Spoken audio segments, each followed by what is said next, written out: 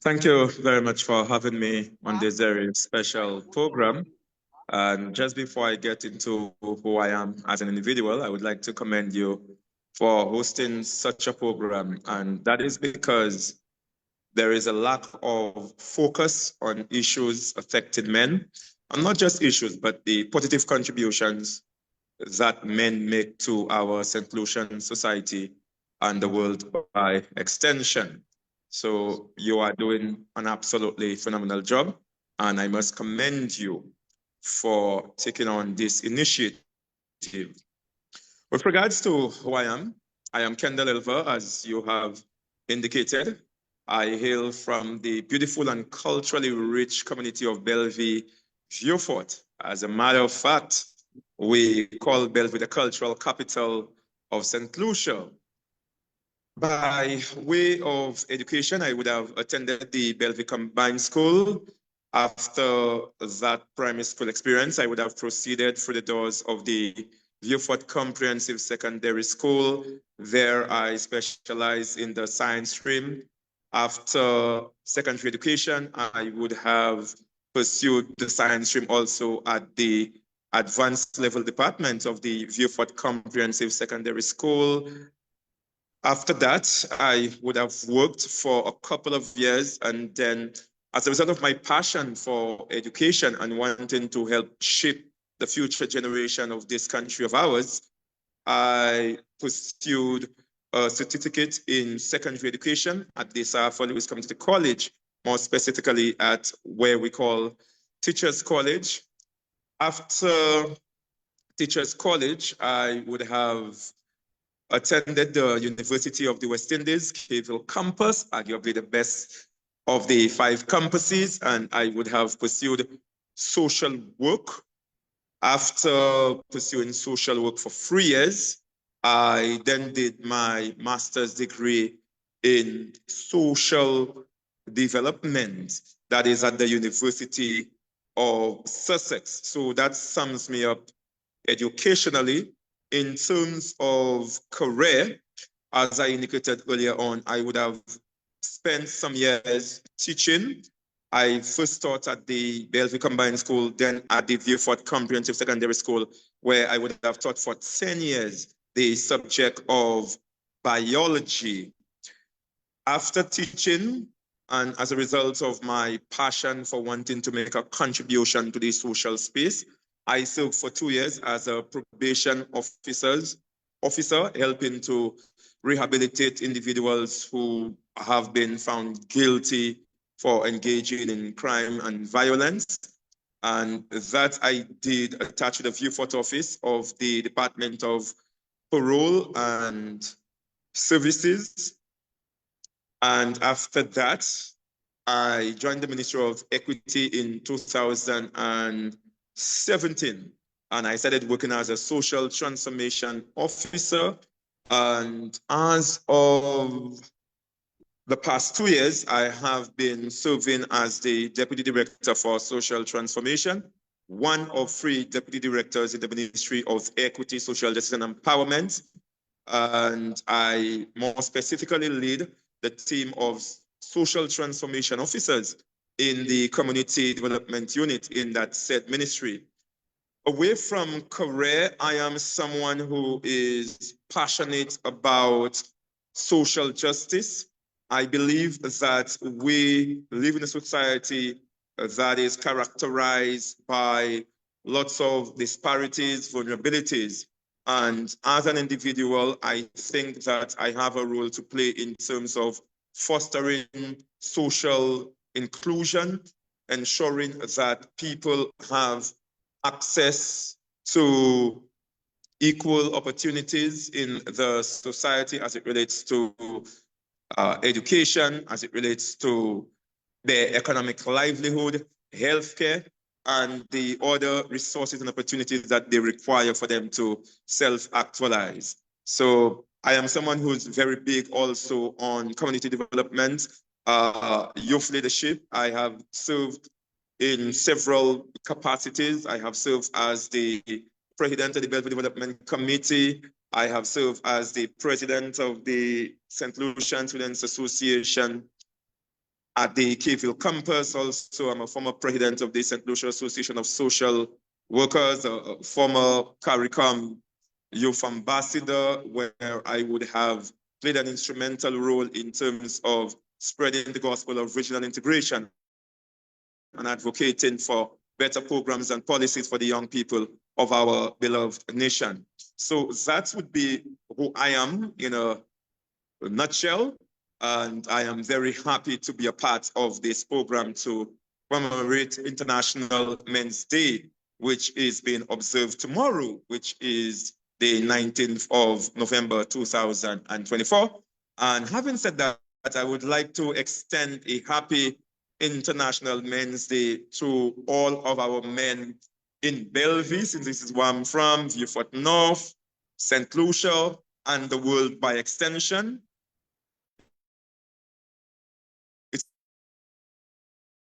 It's an opportunity for us to reflect as men. We have been called upon ourselves. How can we better and effectively carry out our various duties and responsibilities as men in the various spaces that we find ourselves?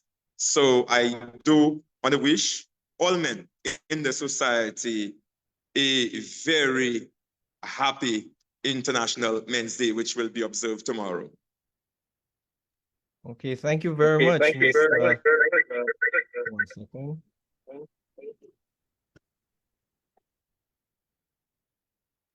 Okay, thank you very much, Mr. Elva.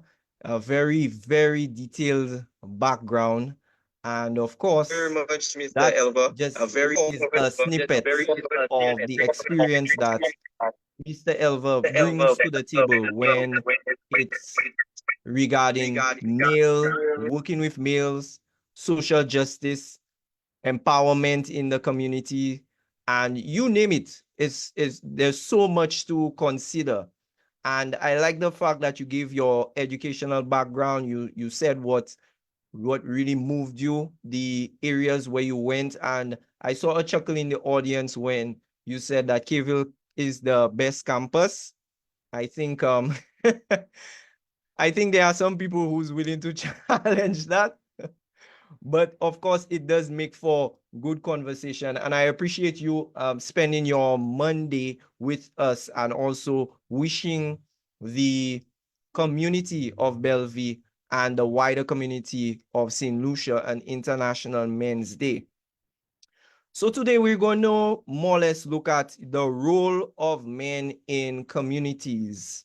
You have walked the ground. You have seen your involvement in community groups, youth groups, and those groups have various magnitudes. Sometimes they're in a small community. They go sometimes constituency-wide, district-wide, island-wide, region-wide.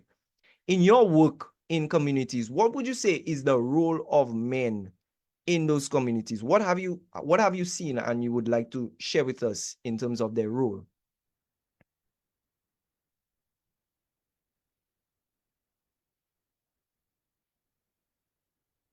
Okay, you're muted. Are you hearing me? Yes, I'm hearing you now. All right, I switched between devices, so my humble apologies for that. But in terms of role, the roles that men have to play, it is very significant. Our communities are made up of families, and men, I would not say that men are the head of the household.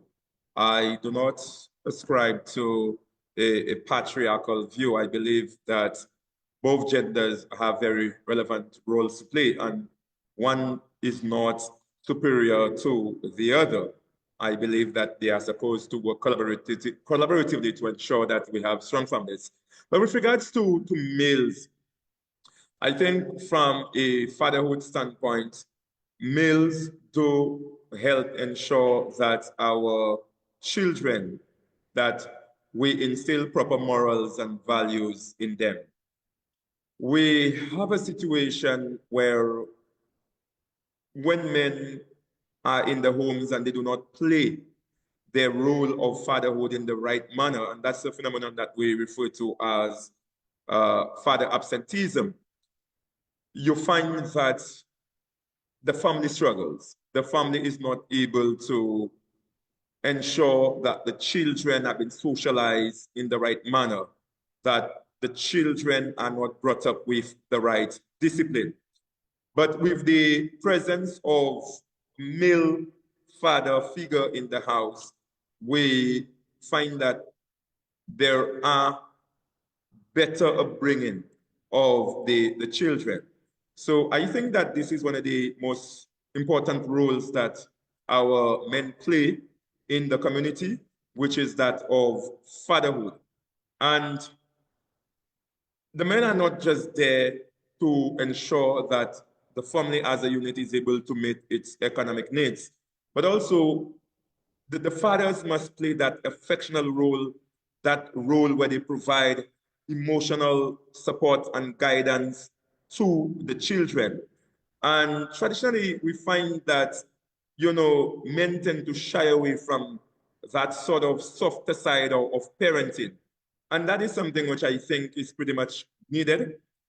Away from carrying out various roles in the family setting, at the community level, we do have men playing a significant role as it relates to leading community groups, forming community-based organizations that play a vital role in terms of addressing the needs of communities.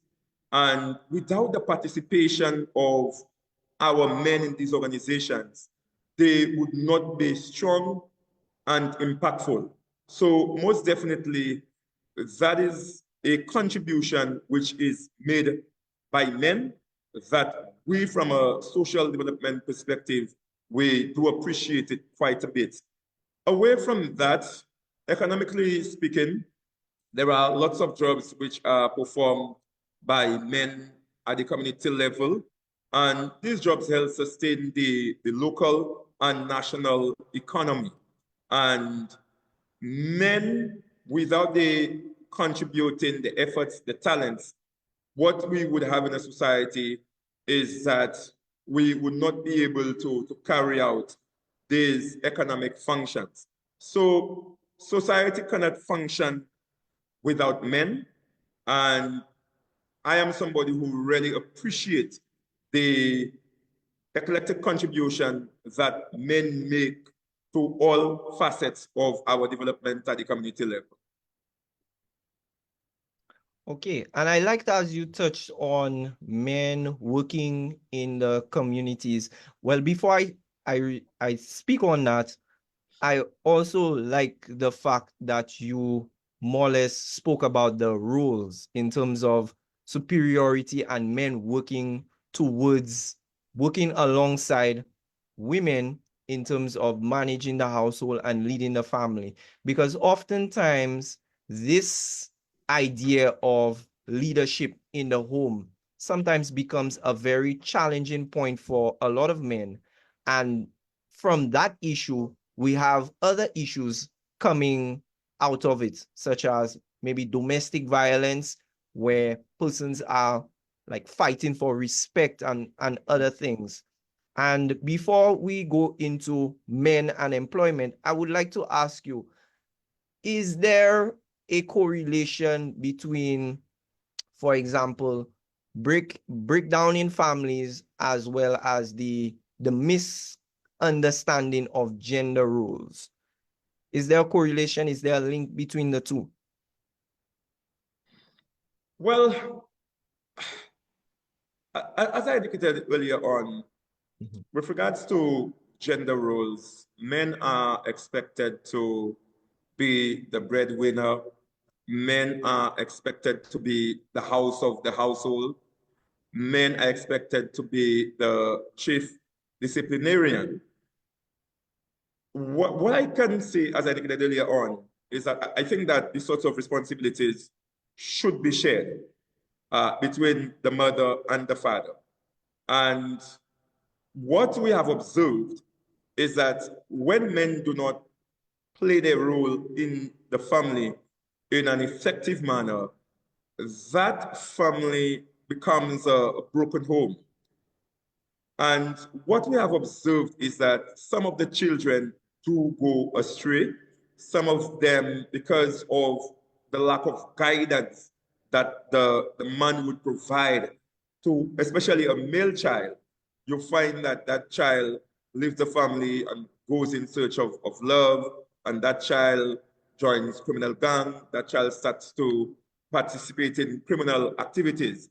So we have a lot of that which happens. And if you talking about correlation, one of the correlations that I've noted working as a probation officer is that a number of the individuals who find themselves committing crime, when you interview them and you ask them to describe their family situation whilst growing up, it would be brought to our attention that the father was absent, or if the father was there, he was just there from a physical sense, but he was not providing the support. He was not there to play any nurturing role, any role which speaks to mentorship. And because of that, these children felt that they were not being provided with sufficient love and attention. And that is something which is widespread among individuals who find themselves at the borderline correctional facility or other persons who are placed on probation. So I think in terms of one of the ways of helping to fight crime and violence, it is for us as men to stand up and play a more active role in the family setting, because when we do not do that, it has a negative impact on the holistic development of that child. And so I want to encourage men to be more present. And when I say more present, I mean talk to the child and do not leave all the parenting to the mother. And even for instances when there's a breakdown of the relationship between the man and the woman, and let's say the man is not living in the house, that should not serve as an excuse for us as men not to be present as a father and spend time with that child, engaging that child in pro-social activities. Because as I've indicated earlier on, when we as men do not stand up and play our role, that child does not adjust properly. Now, I am not suggesting for one moment that with the absence of fathers, that these hard-working single-parent mothers are not doing a resounding job. But I think our families would be a better environment to support the upbringing of children when both parents are there. And if they cannot be there physically in the same dwelling, but at least it is necessary for all men to play their role in terms of ensuring that they provide love, guidance, and mentorship to the children. Because when we don't do that, it leaves us with lots of social issues that we have to deal with later down the line. And the research, the literature suggests that a family is more functional when both parents are there to play that parenting role. Okay, wonderful. I like the fact that you touched again on men working alongside and also the importance of men in families, because oftentimes we neglect our roles. And I say we as men, because in sometimes speaking with other men, the reasons that emanate from them not being a part of their child's life, some of them, it's personal. And it has nothing sometimes to do with the child. Sometimes it's a disagreement with the mom. And when you look at the scale of the two issues, what takes precedence? Is it the disagreement that you have with the mom, or is it the development of the child? And I think oftentimes men choose the former, and we have such of a massive ripple effect because some of those men do not take up that role, and it's more about fulfilling self-interest as opposed to the interest of the child. So I do like your call to action and encouraging men for sure to take up your roles and to contribute as much as you can to your child's life, because that contribution can make a massive difference. I would like to ask you, Mr. Elva, how have the dynamics of fatherhood changed in recent years? Because I was scrolling on Facebook sometime and I saw an international report that suggested that fathers who were born in the late 80s and 90s are taking a greater interest in the development of their child as opposed to their fathers and previous generations. So I would like to ask you, based on your work and experience, are more men taking active roles in child rearing and education? Well, most definitely, we are noticing the change among younger men.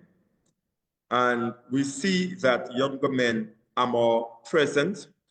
They are playing a more active role as it relates to providing guidance to that child. You see more men in the playgrounds. You see more men attending parents' meeting at various schools. You see more men out socializing with children. And that is something which I noted even in the community that I'm from, where the young men who are around my age, I find that they play a greater role socializing with the children, playing with the children, and, you know, taking up important conversations with the children. And that is something that I have commended them on, because as you rightfully indicated, for a multiplicity of reasons, fatherhood was an experience where our men believed that there had to be this authoritative distance between them and the child. So they would really come in when there was a need for disciplining that child. And when it comes to having these conversations with children as to how to navigate childhood, adolescence, and these other experiences that we as young adults go through, you'll find that there was silence and they would not really have much to offer. A lot of the roles that men would play in the past would be centered around their economic responsibilities. So I go on the banana plantation, I work hard, I bring money into the house, ensure that the bills are paid and the children can eat. But in terms of forging that healthy parent-child relationship in the olden days, that was something which was not a regular occurrence. And I mean, part of the reason for that is you could generally do what you know. So for most of these men, that is how they themselves were brought up by their fathers. And some of them just did not know any better. But with widespread education, and I must commend that the schools and the various government departments, such as the Division of Human Services in the Ministry of Equity, we also have the family courts. All of these agencies have played a role in terms of helping to sensitize our men that we do not necessarily have to parent in the same way in which our fathers parented us. We can be a difference, and I must say that this is a change that I am seeing in our young fathers. I believe that we need to see more of it. We are not all there. Because even though, as I indicated, based on the indicators, I see more men socializing with children, I see more men at the parents' meeting. Still, I believe that we need to increase our numbers as it relates to literally going to various activities with our children as men. It is still something which is lopsided, where it is mostly the mothers. And I think that there has to be more in terms of we saying to our men that they too can put their hands up and play that role. And it is, you know, sometimes and it's how we were socialized, because when you look at the male gender, you're expected to be very tough, very rough, and you're not expected to be empathetic. You're not expected to be communicating that much, maybe with the child, because we associate that with being very soft or being very womanly. Now, as I've indicated earlier on,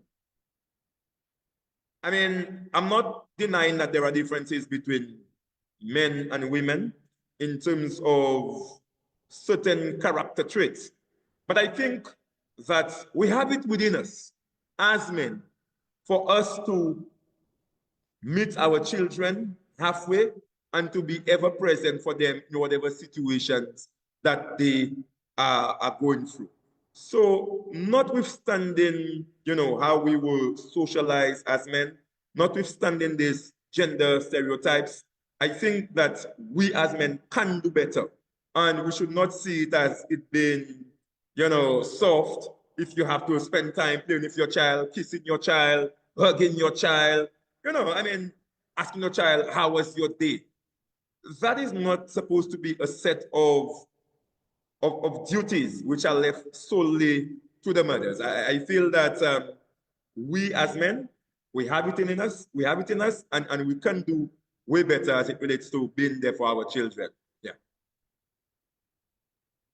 Okay, wonderful, wonderful. And I also definitely can identify with embracing that level of openness. I don't want to call it softness, because softness kind of sounds derogatory, compared to traditional roles of men. I do identify with it because from what I have seen, even as a father myself, I have a 3-year-old, and the level of congratulations. I am still working assiduously to get to that point, sir. keep on working, do your best. Yes. Of course. For me, what I do notice is with my 3-year-old, when I do engage him at home, after school, there's a level of openness and sometimes boldness that comes from him in expressing his expectations, his gratitude, his disappointment. And this is something I sometimes have a challenge with inwardly, because there are certain things my son would say to me that I cannot picture a day in my life I would say to my father, because subconsciously I expect a reaction. So even when I hear certain things, sometimes my first thing is to fight back, and I do have to sometimes speak to myself in order to embrace, like you say, that wave of openness to allow communication and good vibes to flow from me to my son. Yes. What I would like to speak to now is our mental health, a bit on it, and also our physical health, because it's a very common thing to note, and I've heard it in several circles, that men are generally reluctant to looking for assistance when it comes to their physical health. Like, they generally shy away from going to the doctor, from seeing a psychiatrist, or getting someone else involved. Why do you think this exists, even in a day where we have so much access to help? We can get help online, we can phone a friend, there's the hotlines that are available. Why do we still have this reluctance to receiving help as men? Yeah, well, there are several reasons for that. As men, we have been taught that being strong means that you don't cry, and going to the doctor on a regular basis says that you're not healthy or you're not strong. And what we note is, because we shy away from visiting the doctors, a number of diseases in men are being diagnosed at a much later stage, where it is almost too late to reverse or to treat the damages which have been caused by these diseases. And we have a number of our men who are now suffering with prostate cancer. And I'm sure had some of these men been more vigilant and they reached out to doctors, these diseases might have been diagnosed at a much earlier stage. And I mean, I'm not saying that maybe the amount of pain that they're experiencing would have been less, but the chances of treating most diseases is far better with earlier diagnosis. So we as men need to change that mentality, whereby we do not like visiting doctors because we see it as a sign of weakness. Or masanom, masipose sa withstand mal sa, ang pobleja yon doctor, even I wear or herbal medicine. So it is something which is part of our culture, and the expectations of men of being strong is which is contributing towards a lot of men staying away from the hospitals. And I could tell you, me for one, any pain which I feel, I go to the doctor right away. I think I have a very low tolerance for pain. And this has helped me in terms of attending to my physical health. I do not let anything get worse on me. I attend to it immediately. I really want to spend some time to address the issue of men and mental health. And I'm very happy that you brought up that topic, because when I look at our communities, I work for Viewfort, I work for Castries, I see a number of our young men finding themselves on the streets. They are homeless.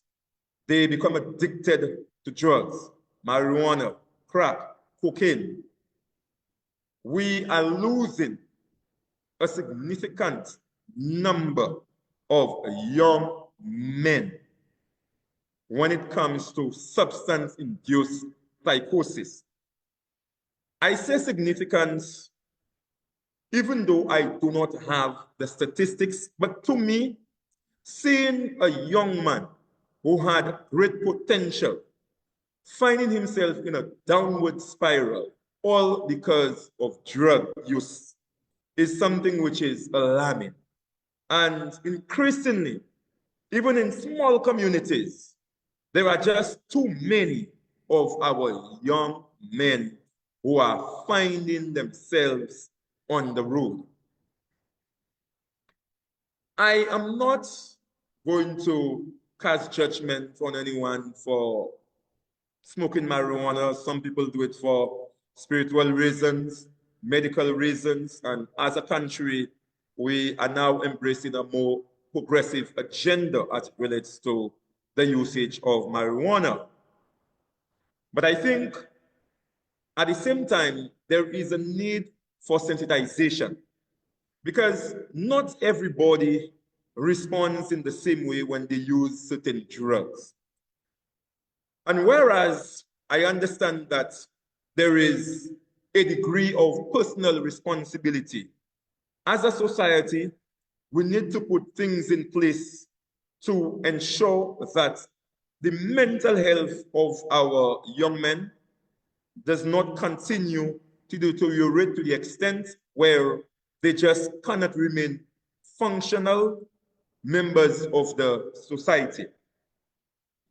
On the issue of mental health, I think that there exists a number of gaps, because what happens is that some of these young men, they start to act out in the community. We call the police for them. They are brought to the mental wellness facility.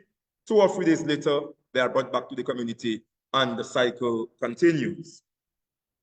There is the embracing of an approach to mental health that places an emphasis on families and communities playing a more supportive role.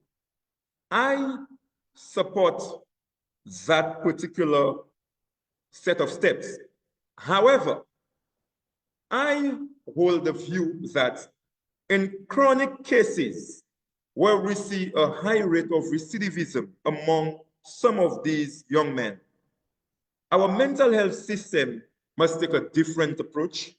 It must take an approach which is reflective of the individualized situation of the person in question. And there may also be a need for long-term care as opposed to releasing the individual back into the community after 3 days. And yes, they will say, well, the families are supposed to be there. But I'm sure if you dialogue with a number of the family members, they will say that they are trying their utmost. And really and truly, it's a very, very difficult situation to get some of these mental health patients to get back to a state of stability and proper functionality. So the whole issue of men and mental health is something which is of serious concern to me. I see too many of our young men falling victim to drug addiction and finding themselves on the streets and throwing their lives away. We need to take a serious look at this particular issue. Another issue as it relates to men and mental health is that we see a number of our men committing suicide. And that is something which does not augur well for us as men. And many times it has to do with us not wanting to open up. It has to do with us wanting to exercise macho-ness, and we believe in that to be strong as a man means that you do not reach out or you do not attend a counseling session or any form of psychosocial support. I want to say to us as men that when we are experiencing difficult situations, we do not have to go through it alone. Sometimes you may not want to trust anyone in your immediate environment, but there exists professional help in the form of counselors, social workers, and other persons in the helping professions. You have psychiatrists who could also provide guidance. So in terms of men and mental wellness, it is an area where we need to empower our men, particularly those who may find themselves going through difficult challenges, that there is help available and we do not have to resort to taking our own lives. Now, I'm not saying that to trivialize the situations or the pressures that we as men may experience. But for me, I've always found it to be a massive failure on the part of us as a society when someone has to resort to taking their own life. Because when you really look at it, it's a situation where they feel if they go to someone for help, they will be ridiculed or they would be looked down upon. And so we as a society need to become more empathetic and understanding and be more supportive in terms of when people are going through difficult situations. Let us stop bringing these individuals down or framing them in a manner as if that they are lesser than us, because we never know what situations may visit us. And sometimes we may feel that we may have the strength, but you only know you have the strength when you are going through that particular situation. And we as a society, we certainly need to look out for each other and to be each other's keeper on a more consistent basis. So when it comes to men and mental health, that to me is another major area of concern, and there are gaps that must be closed at all levels in the society to ensure that we as men can continue carrying out our responsibilities in the society. Well said. I like the fact that you touched on the gaps that need to be closed, because one of the things I remember hearing from some dialogue, I had with some friends of mine, that as men growing up as young men, we always believe that going to a psychiatrist or a psychologist is the extreme side of bad mental health. I don't want to say when you go mad, but growing up, I always used to think that seeking a psychiatrist or a psychologist is when you practically lost your mind, and maybe at night you're rocking back and forth because you're dealing with some extreme anxiety and other issues. But I'm happy that you touched on mental health as a very practical aspect of male living, because one of the things that we fail to recognize as men is that mental health deals with our mental well-being, or the state of our mental well-being at any point in our lives. It's not only the extreme side where we feel depression, we feel loneliness, and we feel like there is nowhere to turn to. It is our everyday life, and it has to be prioritized.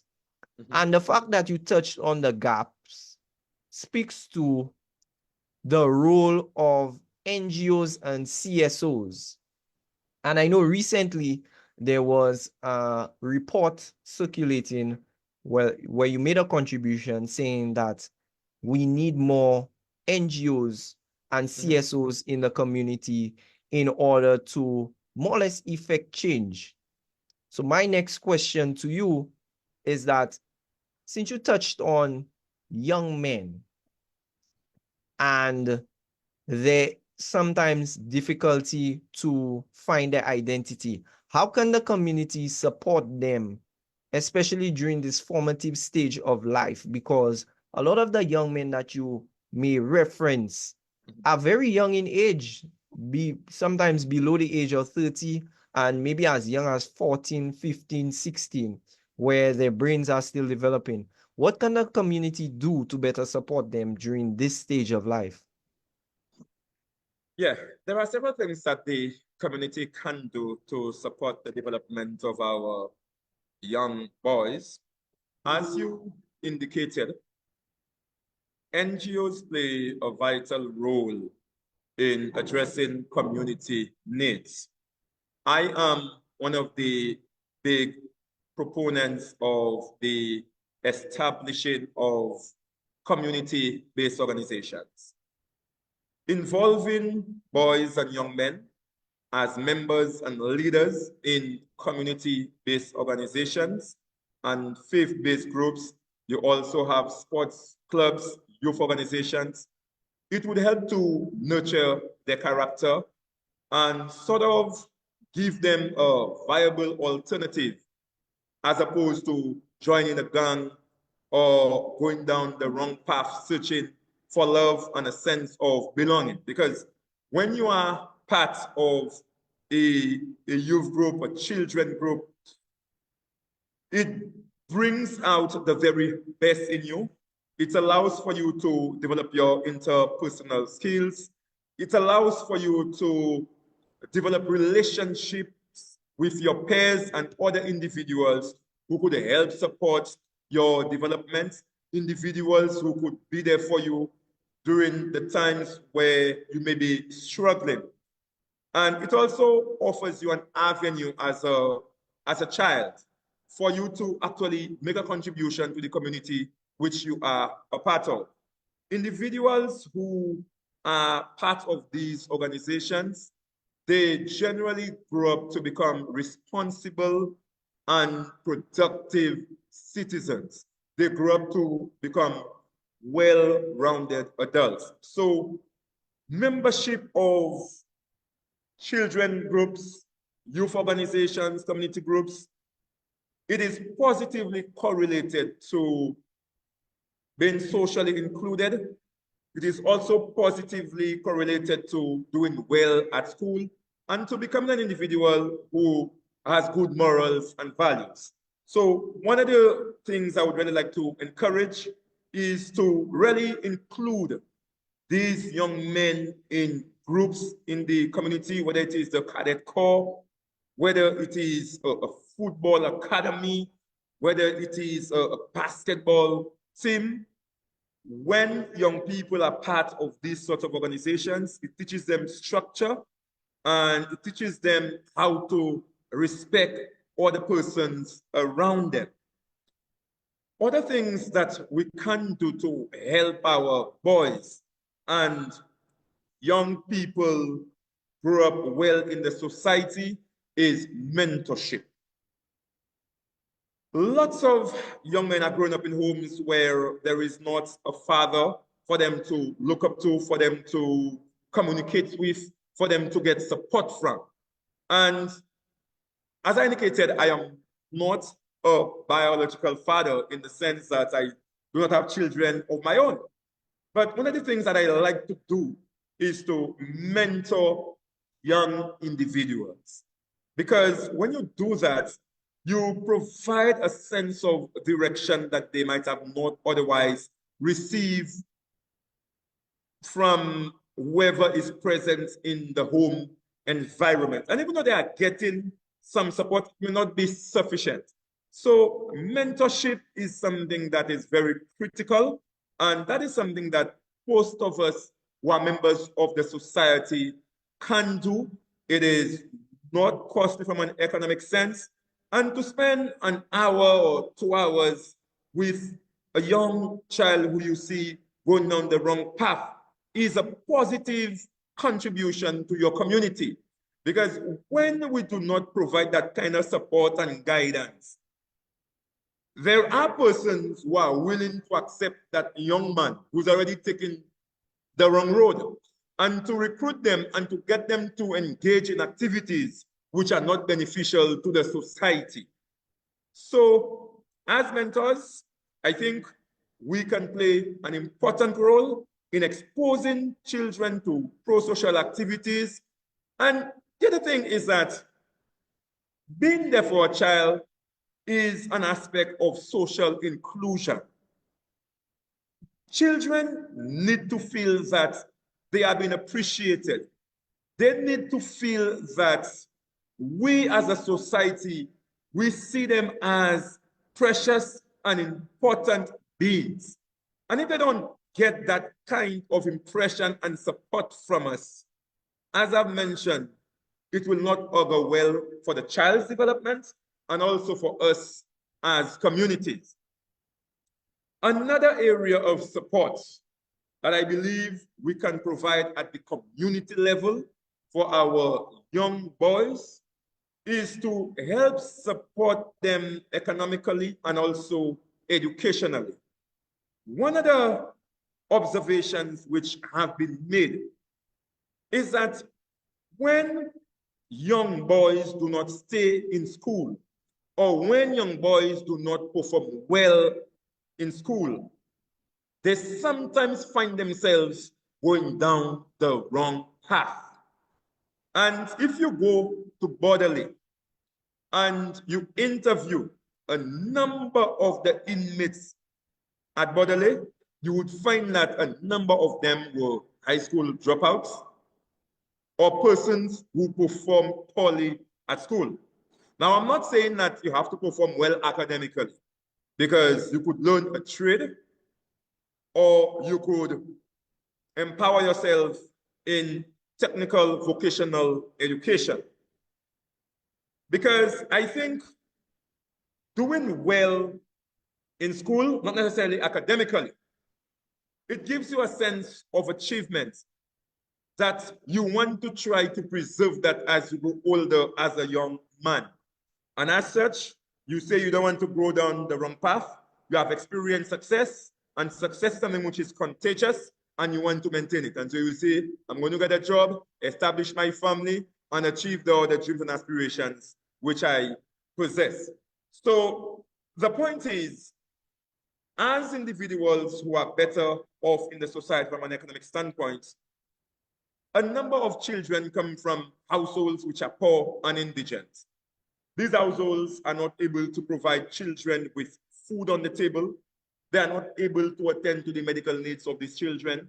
they are not able to provide the children with basic laptops and other devices. Because today we live in a technological world where everything is on the computer. And so you have to move with the times. And as much as possible, if we adopt a child, the child doesn't have to be living with us, but we could help support that child financially. Remember, I also mentioned the whole mentorship. And in the mentorship aspect, you also attend to the psychosocial needs of the child, so that that child develop, good self-esteem, high self-confidence.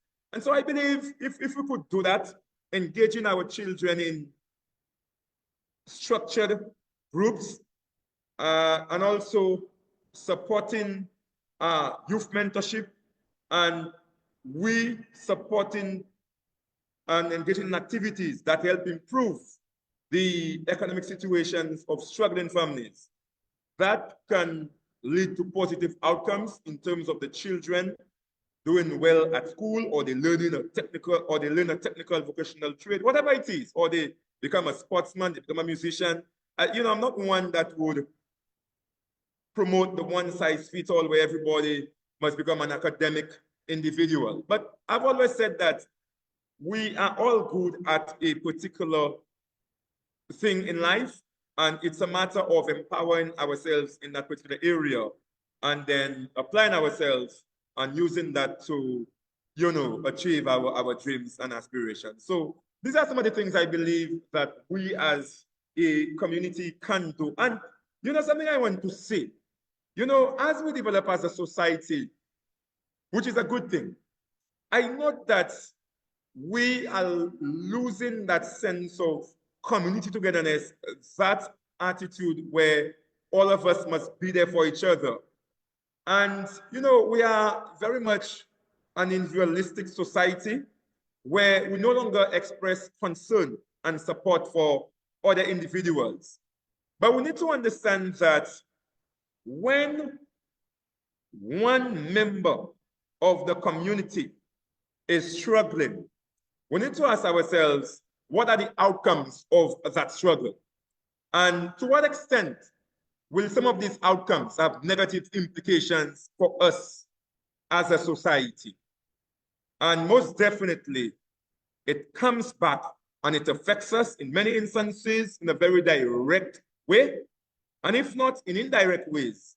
And it leads to communities which are not safe, and communities where we have a high incidence of crime and violence. And that is why I believe that we all have a responsibility as members of the community to make a positive contribution to the lives of our young men who are from families which are struggling, families which are poor and indigent. Do not say, "Ça c'est affaire c'est moun sa."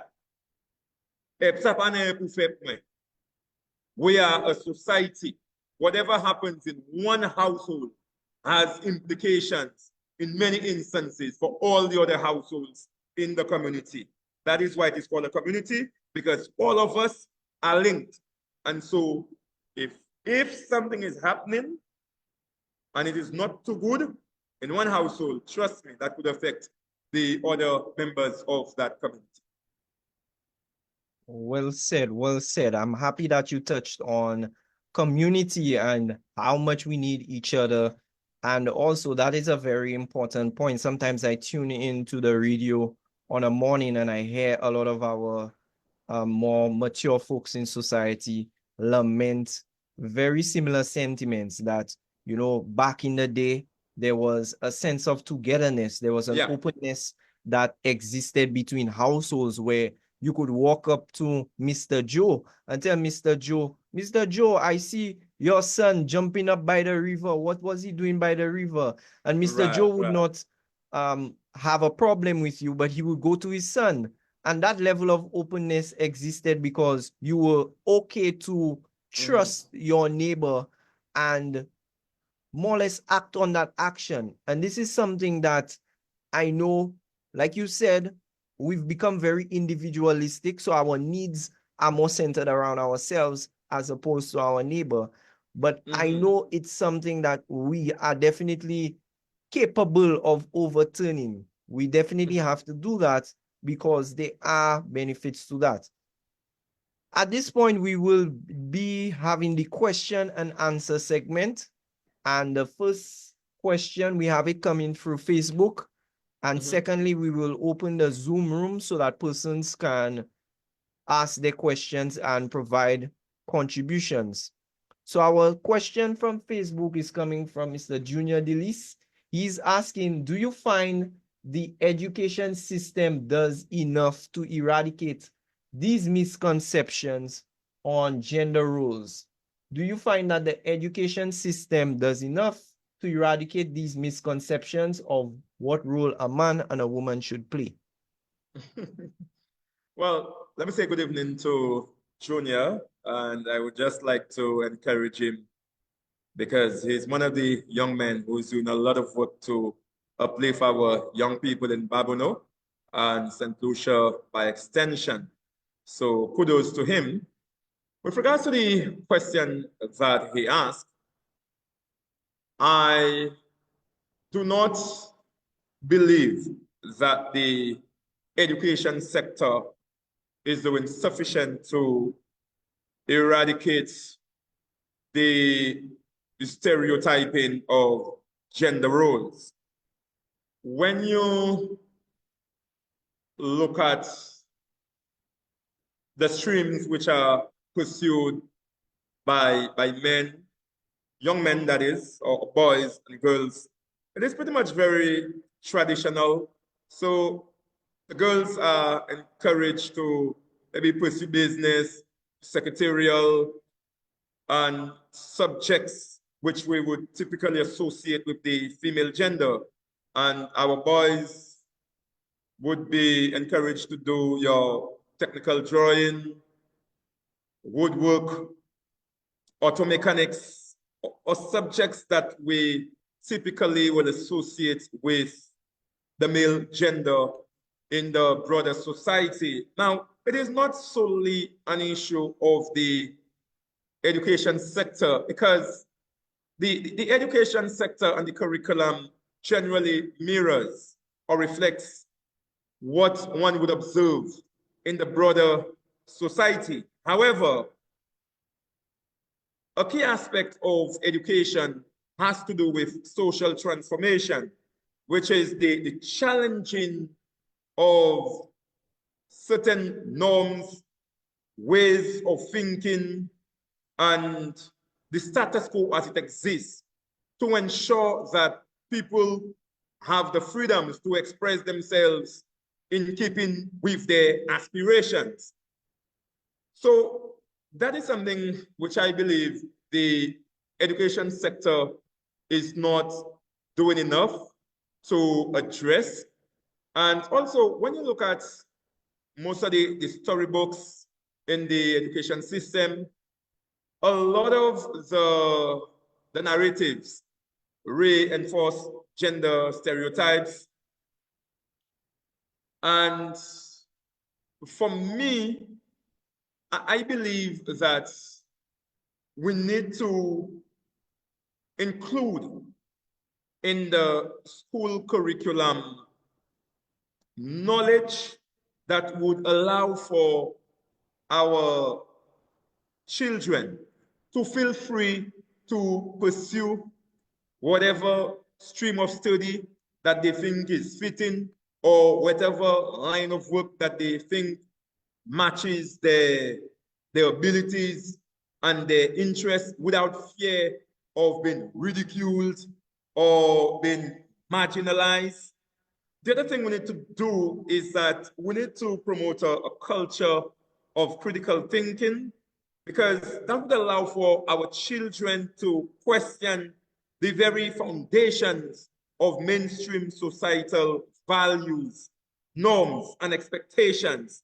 Because without we nurturing the thinking skills of our young men and young women, everybody would live life in a way where they maintain the status quo. No one will say, but wait a minute, I don't necessarily have to live my life following these prescribed roles which have been attached to men or women.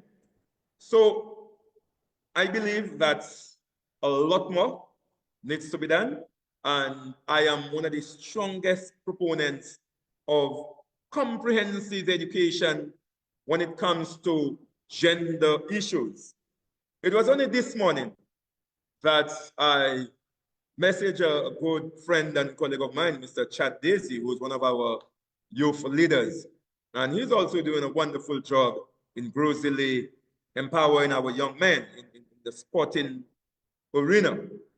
And, you know, there are certain things that, yesterday, I was by a child in grade 1, and the child was doing types of families.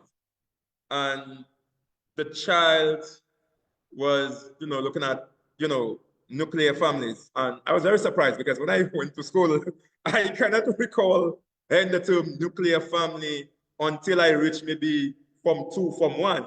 But the child was in grade 1 learning these sorts of things. And then my thing is, there are lots of considerations of families in terms of who can constitute certain families.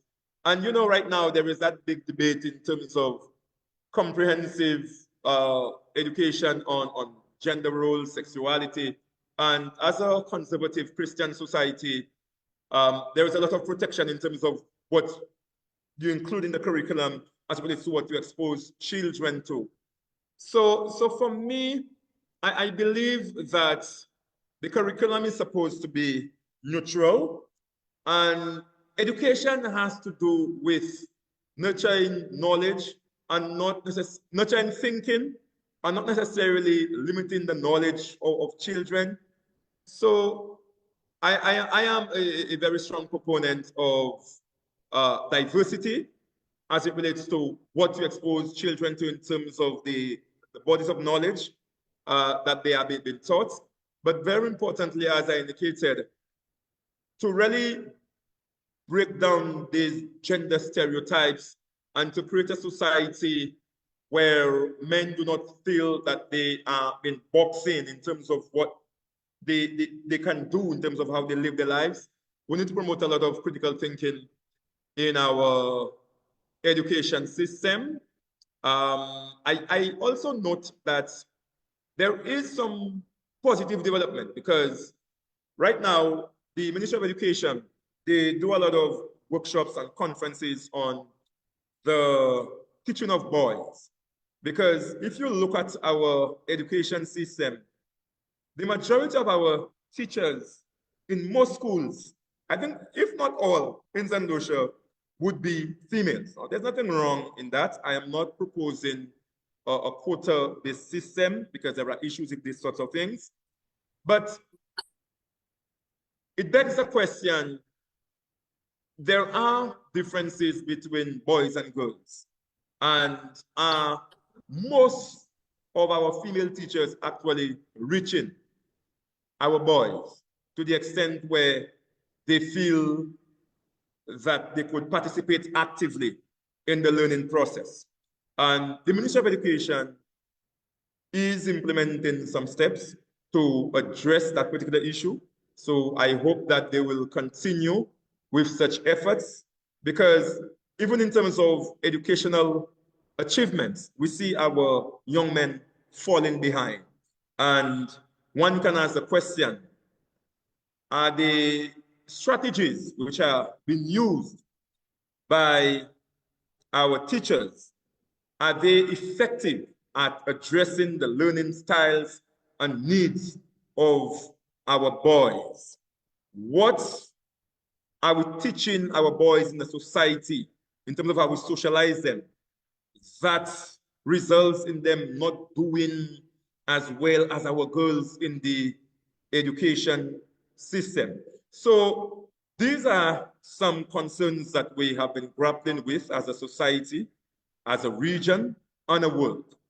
And we need to find some quick solutions to it, and solutions which are sustainable, because as I mentioned earlier on, when people do not do well in school, and I'm not saying that people have to get 1s and 2s for CXC or people must become academically inclined, but essentially, when they don't experience that sense of success in school, the outcomes from that is not positive. We get a young man who grows up and who does not feel confident, who does not feel that he could successfully overcome the challenges of life, who sometimes goes out and search for a sense of identity and love in the wrong places. And again, we see disparities when it comes to the crime and violence. You go to the Border Correctional Facility, and where you will see 500 men, you will see maybe 8 or 16 females. I'm not saying they're supposed to be equal. And even in terms of when you look at those individuals who have been killed, it is really our boys, our young men who are the victims of violent crimes in St. Lucia. And that is a major cause for concern. We are losing a lot of our young men in this society to gang and gun violence. And we need to be eclectic in terms of targeting these issues to ensure that we give our young men the best opportunities in life, because they have a contribution to make. And in many instances, their lives have been cut short as a result of crime and violence. Okay, thank you very much for elaborating on that issue of, well, I won't say issue, but thank you very much for elaborating on the aspect of gender roles in the education system. I see we have quite a few comments. We have 2 comments from Christine, well, a question and 2 comments. So I would like to invite Miss Christine to make a contribution.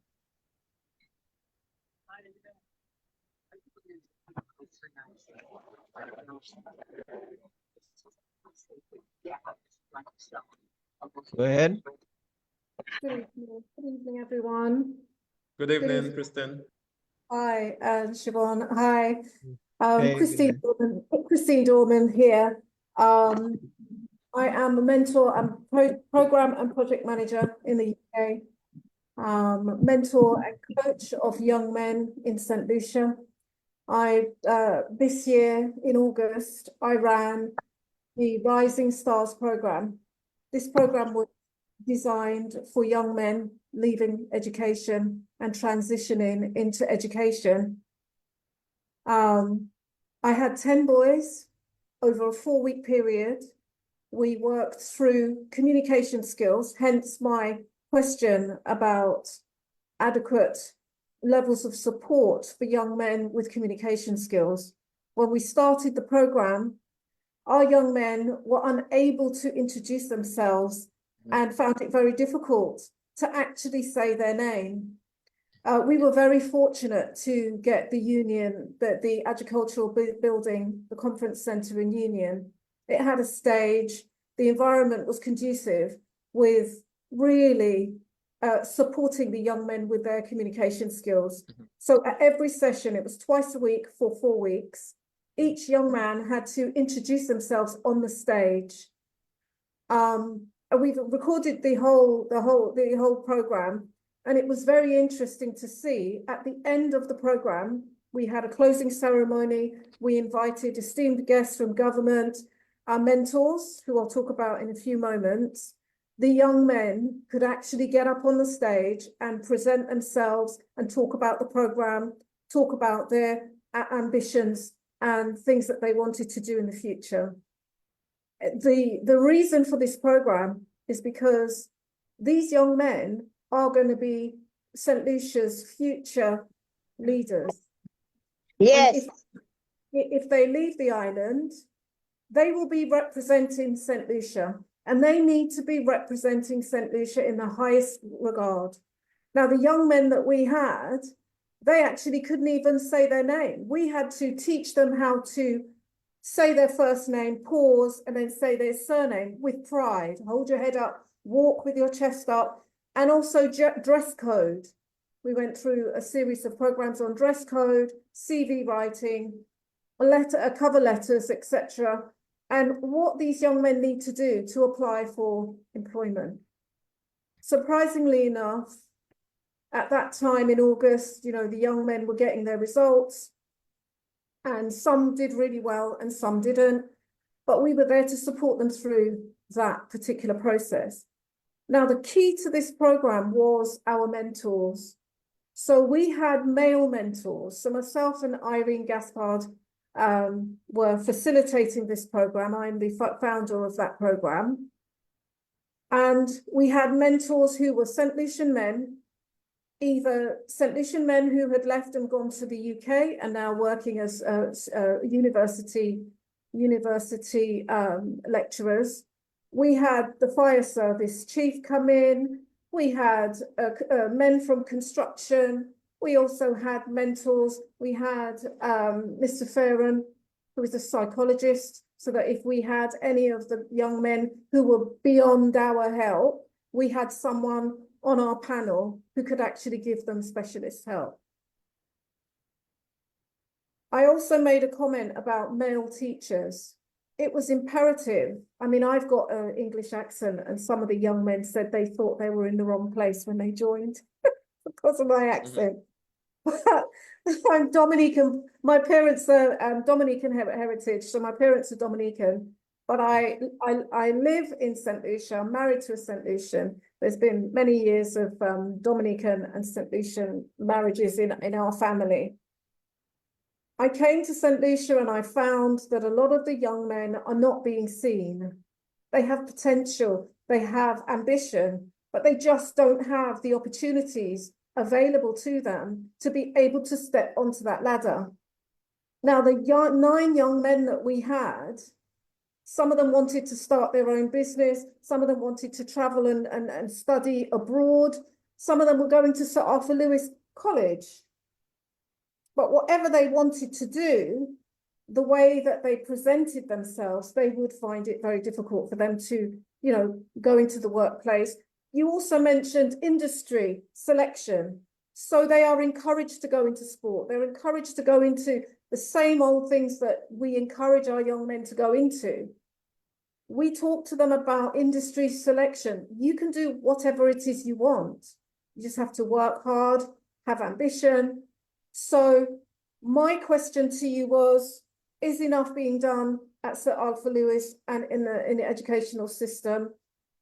Also, there is a need for male teachers because young men who don't have father figures will actually strive and progress better if they have a male teacher. Now, my son, when he was at school, he had 1 year only with a male teacher, and all of the rest of his years were with females. And our female teachers are absolutely wonderful. However, my son, that was the best year that he had at school when he had a male teacher, because they can relate better. Yes, there should be a balance of having a male teacher and a female teacher. It's really important, but there is a lack of male teachers across the board, not just in St. Lucia, but in England. So Kendall, just, you know, I'd love to hear your opinion on what I've just said. I mean, I've gone on for quite a while, but if I could have your opinion on what I've just said. Yeah, I would just like to commend you in terms of the good work that you and your team have done as it relates to empowering our young men under this mentorship program. Generally, when it comes to communication, I think that this is something we need to place greater emphasis on in terms of making a pitch, introducing yourself, speaking to your strengths and how you could be an asset to any organization or a school or if you're applying for a job, a number of persons tend to struggle doing that. And even sometimes persons who are educated, they sometimes find it difficult to package themselves and market themselves in a manner where they could achieve the particular outcome that they are working towards, whether it is to get a scholarship or being employed by a particular organization. So I must commend you on focusing on teaching communication skills to our young men. And I think as a society, one of the things which I've noted, which could contribute to this deficiency when it comes to speaking about yourself, highlighting the positive things, it could be due to the fact that we have that mindset that we are to not speak of the good things that we do because it may sound as if we are boasting or bragging, and to let others mention the good things that we do. So that could be one of the factors which contribute to that inability on the part of individuals to really articulate or speak about themselves. As it relates to whether the education sector is doing enough to support the educational needs of our young men or boys, I have spoken about it and indicated that whereas I note the Ministry of Education is empowering teachers to better meet the needs of our boys, and they are doing that by hosting several capacity building workshops for teachers. Yeah. Just recently, I note that for Professional Development Day, the 𝐊𝐿𝐥𝐿 Combined School, they had some sessions which was conducted by Dr. Anthony Felicien on the teaching of boys. So we are seeing some strides, but I think that there is a lot more to be done. When it comes to the lack of male teachers, that in itself is an issue which may not be easy to solve, because you find that a number of males, they don't seem to have a positive impression of teaching. Not that they are negative when it comes to imparting knowledge, but they, maybe for the amount of money that you make from teaching, they may find that it's not sufficient. They may not find it something which is conducive to their personality in terms of having to manage a classroom with 30 or children, because it's a lot of work to manage a classroom. I mean, I taught for some time. Now, in terms of how do you do that? I mean, the way if you have to look at what happens in the European space, it's a matter of providing incentives that would make teaching attractive to male individuals. So at least we would have more of them in the school system to serve as role models. Because like you quite rightly said, people are more likely to imitate individuals who share certain characteristics with them, whether it is sex we are talking about as a characteristic or gender. So you find that there is more relatability on the part of a male child if the teacher is a male. So these are things that could only do well for our education system. But it's a difficult issue because you cannot really force individuals to want to teach. You must just try to make it attractive to them. And like I indicated, in terms of gender expectations, a number of males see teaching as a job which is more suited for females. It does not really fit in with the typical male outlook on life and how males generally behave in terms of coming there for your 8 hours or 6 hours and having to teach. So a lot of males like to be doing things which are very much practical, hands-on. So because of that, some of them may not want to, become teachers. And even when you go to some of the secondary schools, in terms of electrical technology, technical drawing, even auto mechanics. I have a friend who teaches auto mechanics at the Binfield Community Secondary School, and she's a female. So even this particular area, you find that the females are making inroads when it comes to occupying that space. But most definitely, it would be nice to see more of our men putting their hands up and joining the teaching profession. I mean, teaching is a very noble profession. It is one where you could make a tremendous impact as it relates to shaping the mindsets, the values, and character of our children. And I enjoyed it for the 10 years I spent as a teacher. If I have to go back being a teacher, I can still do that. I just wanted another avenue to impact society. That's why I ventured into social development and social work. But teaching is a very rewarding profession. I mean, I'm sure teachers would say that they would appreciate more economic compensation for their services, you know. But most definitely, it would be nice to see more of our young men. And I would just like to encourage you in terms of the work that you are doing. So you should not stop there, because we have a lot of our young men and boys who are at risk, and they need a lot of support when it comes to mentorship, because if not, they will be mentored, you know, but not by the right individuals. And they would be guided down a path which is not conducive to their holistic development, and a path that does not make a positive contribution to the society. So that is where the problem lies. So great stuff on your part and that of your team.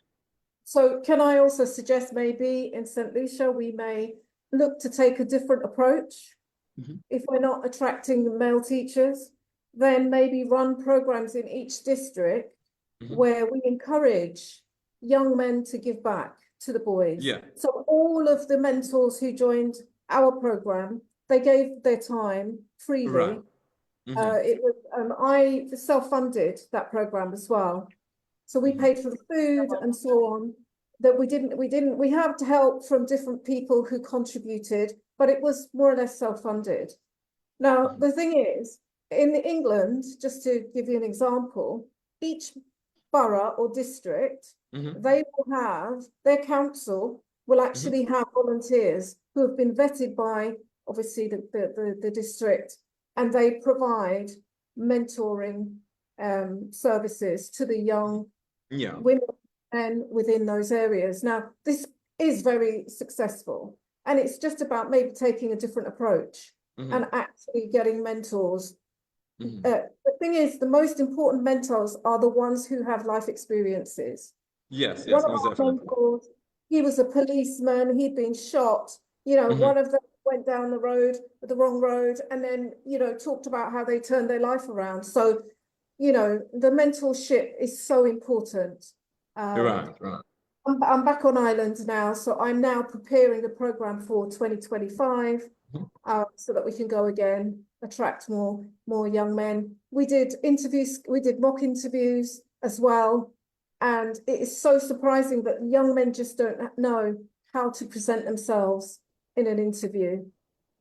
It's so needed. I know that there's a couple of people who have their hand up, so our conversation has, I think, yes. What you could do, Christine, is to reach out to the Ministry of Equity. You said you're in St. Lucia. The Ministry of Equity does a lot of work through the Social Development Fund, SSDF, under its Boys Matter program, where they have identified boys who are at risk, and they are working to provide them with support from an educational perspective. They are also providing them with psychosocial support, mentorship. So there is some work being done, and I'm sure that with the ideas and experiences that you have, we could collaborate, whether it is through the Central Social Development Fund or through my unit, the Community Development Unit. We have social transformation officers, and some of them do implement mentorship programs. So I don't know which area of St. Lucia that you reside or you do Rosalie. your programming, but it Yeah, would be in Rosalie. So we which did have, community? sorry?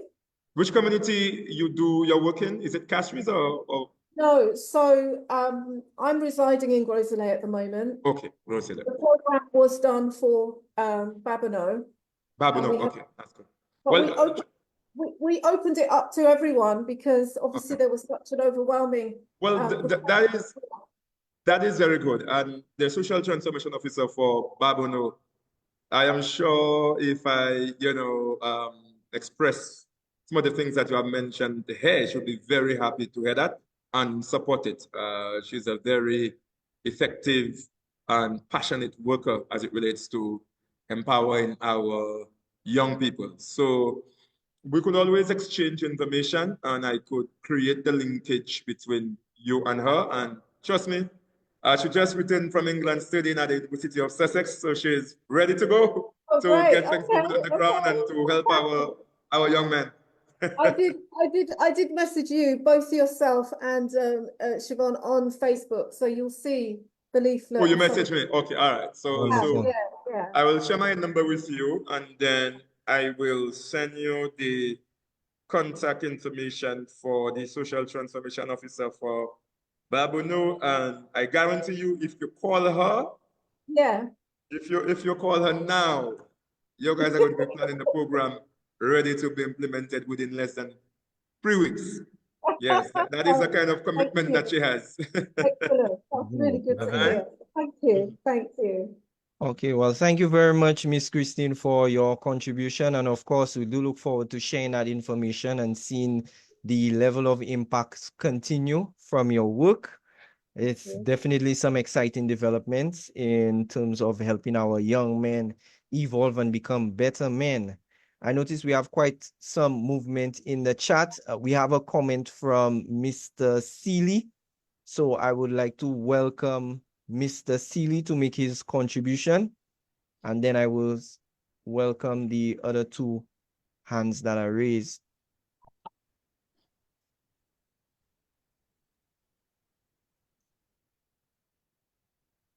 Okay. Blessings. Yes. Am I being heard? Yes, we can hear you clearly. Okay, yeah. My name is I. I am a Rasta man. Firstly. I'm a young man within a community, and I saw the flyer for this meeting on Facebook, and it kind of piqued my interest, so I decided to join in and listen to what was being said. I also know Mr. Elva from school days. I attended Hipot Secondary, Hipot Yes, sir. How are you Secondary. Yeah, so I remember him from school days, and when I decided, let me give a little listening to what's going on. Yeah, and listening to what you said, I'm in full agreement with what you're saying, I'm in full agreement, and I also looking at it from a different perspective, even due to my upbringing. Like I say, I am a Rasta man and I view life and I view certain things through a Rastafari type of lens. And even when it comes to mental health and the man, like I said in the chat, you also have to look at the relationship of the man and his family, because the man is a product of family. The man didn't just come up, anyhow. He was a byproduct of a man and a woman. So even the relationship of that man, that affected man, that man who is suffering from mental health challenges, we even have to look at the relationship he has with his family, also the other genders in his family, and even the man in the community, the man who is antisocial in the community and not friendly and things like that. We also have to look at the relationship he also has with females too, not just men. That also has an impact on the overall homeostasis of the man. So that is the contribution I had to make, aligning with what Mr. Kendall was saying. Yeah. Give thanks. Yeah, thank you very much, sir. Great contribution. I don't think I could disagree with anything that he has said there. He has situated man in his environment first in the family health setting, then at the community level. So that is why they say that we are social beings and we are all connected and interdependent on each other. And that is why we have to be there for each other and support each other. So I think that Mr. Sealy is spot on in terms of his observation and reflection on man and his relation to the various layers of existence. Indeed. And at this point, I'll welcome Mr. 𝐊𝐶𝐞𝐧𝐝𝐞 to make his contribution. Hi, good evening. Can you all hear me clearly? Yes, Mr. Saltibus, loud and clear, even in the rain. Good, good.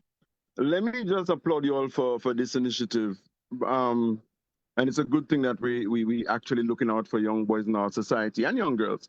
But I think I've said that same thing before, and I don't know, maybe in a different forum.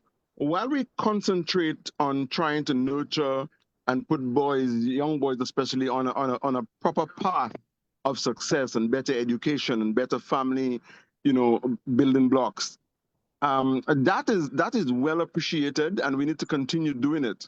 But I find myself thinking that we're going to be trapped in a cycle of repeating what we're doing today 50 years from now, 75 years from now, if we don't try to instill even a stronger sense of discipline in mothers giving birth to young boys and training young boys at a tender age to develop a new path in life.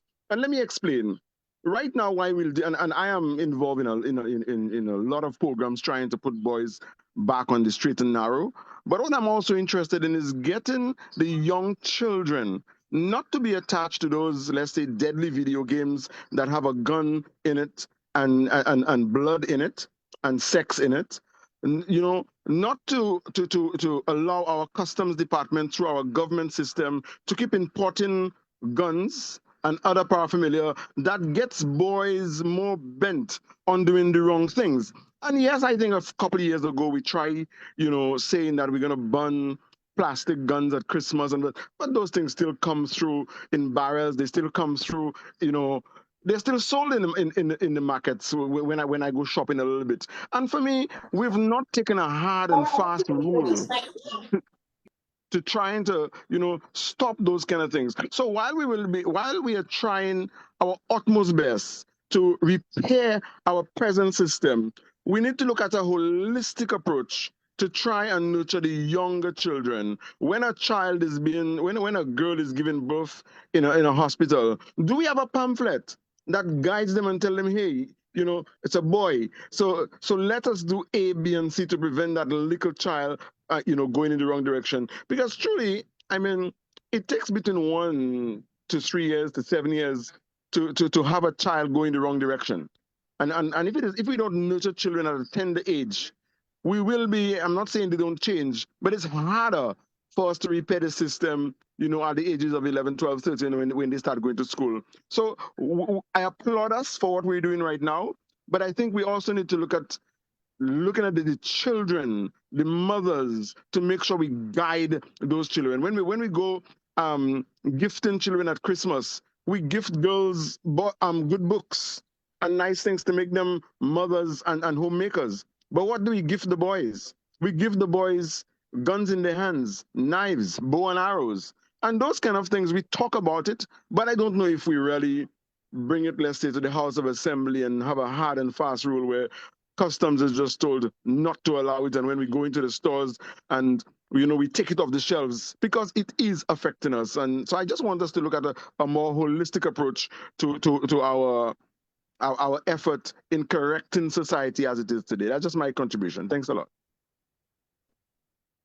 Yeah, most definitely. I don't think I could disagree with Mr. 𝐊𝐶𝐞𝐧𝐝𝐞. There are lots of things that we do that sort of reinforce the usage of guns in our society to resolve conflicts. Like you said, around Christmas time, even growing up, when I went to the fairs at schools or in the community, and then you go to a bazaar and you had to buy a toy, you buy a toy gun.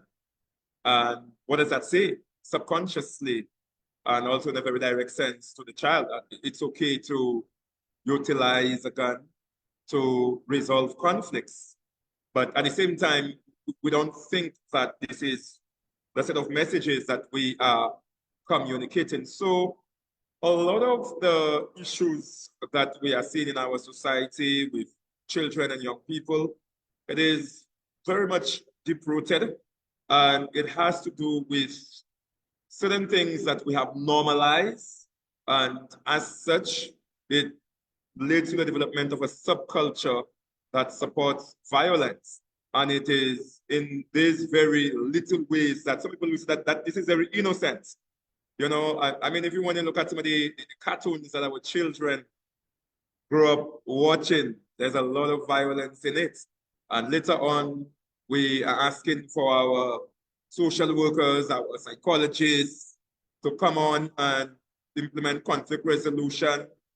I'm not saying no to it, but then sometimes, I'm not saying we should not try, but I think we could have nipped these issues at a much earlier stage so that we don't have to deal with it when the children are more formed in their ways. So there's a very excellent observation and contribution that Mr. 𝐊𝐶𝐶 has made. And I could say that he's doing a lot of work at the Socio-Racial Development Foundation to promote a sense of community and to engage our young people in constructive and meaningful activities. So kudos to Mr. 𝐊𝐶𝐶. I know he's one of the stalwarts in community development in St. Lucia, in Vieux-Fort. I think he was a former mayor, and I know that he was involved in the Cadet Corps, and you know, he has a pretty high rank there. So he's someone who's all for discipline and promoting peace and love in the society. So, and I see that he has not stopped, and he still continues to design and implement programs which seeks to empower our men and children. Indeed, wonderful contributions from Mr. 𝐊𝐶𝐶. We now have Mr. Anselm Gittens. I welcome you to make your contributions. Yeah, just an observation. Normally, as children growing up, they give the girls dolls, and they would give the boys, let's say, trucks and toy cars. But I notice increasingly now, a lot of young women are the ones, you know, driving the nice cars on the road.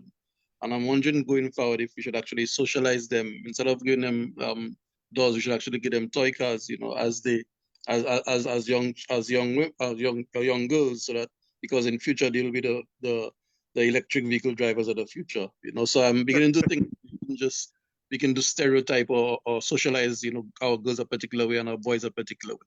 You know? I did not clearly capture the point that he made. That is if I'm to comment or respond to what he said.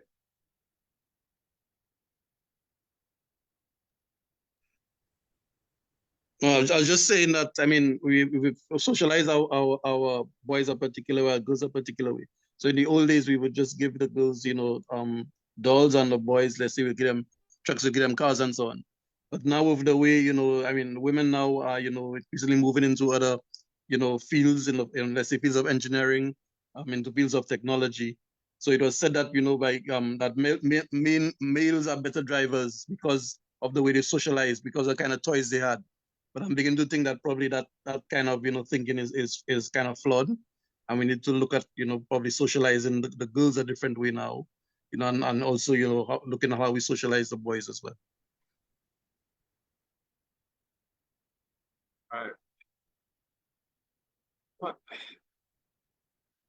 I did not really, I heard him, but there's a slight disconnect. It's raining where I am. So, well, what I can say is he gave a contribution highlighting the differences in socializing with boys and girls. For example, okay. Boys being given toys and girls being given, you know, toys that are associated with girls. But since he noticed that there's a shift where you have a lot more women in society engaging in technology, smart technology, such as smart vehicles and stuff like that. So he's basically commenting on perhaps the way that we socialize our boys and our girls. It may need to change, particularly for the girls, because they are, as women, taking charge in interest in stuff that would be traditionally considered a boys type of playing field, you know? Yeah, most definitely. I think I shared an example similar to that, where females are now venturing into spaces that would have traditionally associated with men. I mean, there's nothing wrong with that. People are free to embrace and express themselves in whatever way that they want and pursue whatever interest that aligns with their talents, their skills, their knowledge, or qualifications. But most definitely, we really need to find means and ways to inspire young men to believe in themselves, because I just find that there's so much potential that our young men possess, and they choose to invest their energies, their talents in areas which are not necessarily the most constructive, or in areas that does not allow for them to reach their full potential. So there is a need to say to young men that they can achieve greatness in life. They don't have to limit themselves, and they could become the absolute best in the world at whatever that they choose to tackle. And I find that in terms of the socialization process, that kind of ambition industry, it appears that we did a better job at instilling these values in females, as opposed to some of our young men. You know, females, they fight. They don't want to be last. They always want better for themselves. And I think that that is a mindset that we now need to inculcate in a significant number of our young men. Now, that does not mean that there aren't young men who are doing wonderful things, who are not going places to achieve their dreams and aspirations. We see lots of young men breaking barriers. You know, in the field of sports, you have people like Darren Sammy.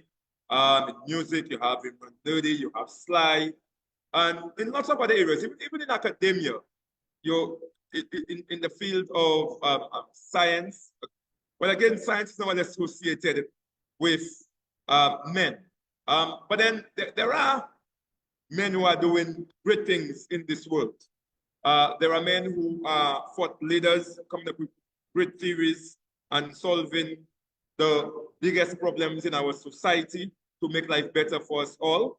But I just find that, you know, the average man you will meet, like, they're not fighting to elevate themselves where they could become the best versions of who they ought to be. And you find that when you compare that to an average female, you find that, you know, the females have dreams that are well thought of. They know what they want to achieve. And some of our young men, they need that extra push. And I think that is another area that the education system can contribute in terms of empowering our boys.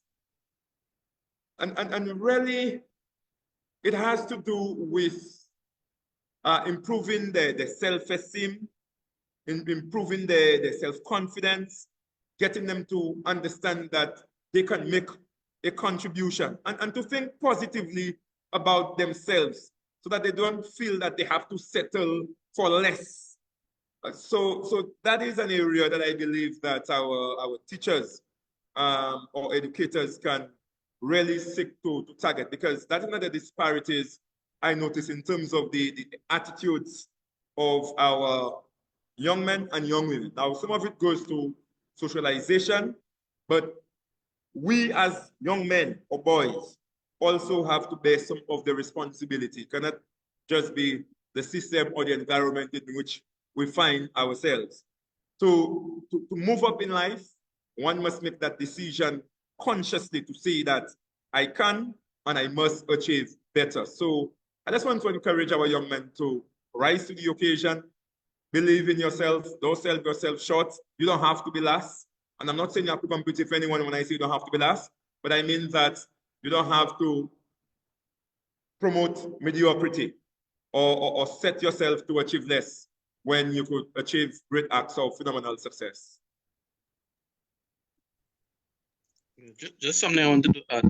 People say that a lot of problems now of the young men is that they grew up in single parent households. But I'm not sure what has happened, because in the 50s, 60s, and 70s, lots of young men grew up in single parent houses. It's probably just the mother and maybe the grandmother in the house, and they didn't go astray. So I think something has happened in modern society that seems to have affected, I mean, I don't know, well, maybe in the old days it was a village that raised the child. So even if there was no Yes, we did discuss that earlier on. It's missing now. I think it's just a question of single parent households responsible for, the issues we see with our mates. Yeah.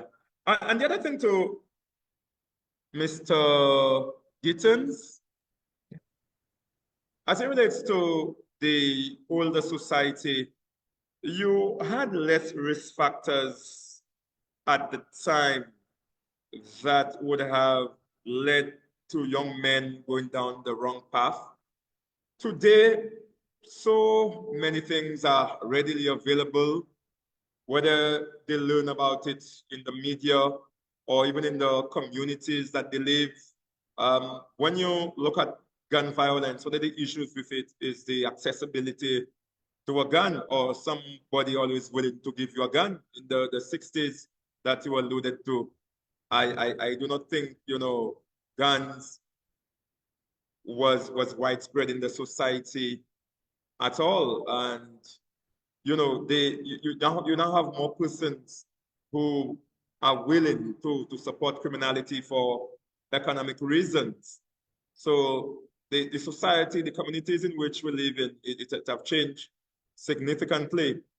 Yeah, so people now have, all sorts of sophisticated ways to commit crime without being caught. So it makes it a bit more conducive. The failings in some instances of our criminal justice system or our legal system helps to perpetuate crime and violence, because no one is held accountable. So there are lots of factors that have changed. I mean, as you develop as a society, lots of things tend to enter your country.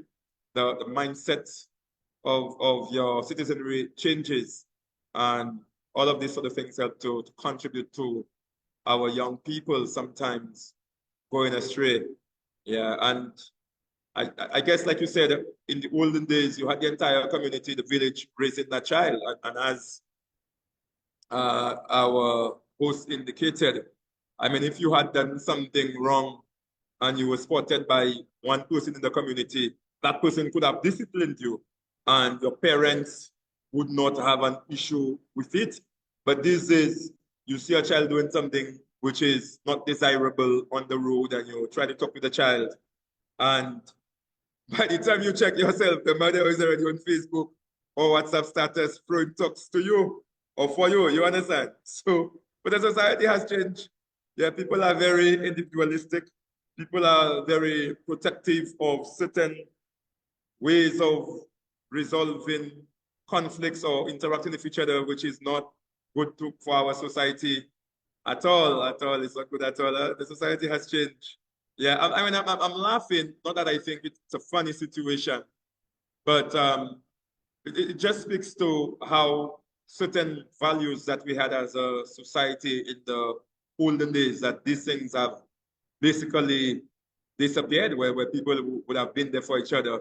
And right now, everybody is out there looking for themselves. And one of the things I always say when I go around talking to children or doing sessions with community groups is that, the greatest commandment is that of love. And I don't know how do people interpret what love means? And Christ would have said that in the Bible. And for me, love has to do with looking out for each other, being empathetic, helping persons who are in need, providing support to individuals who are experiencing struggles. To me, that is the greatest commandment.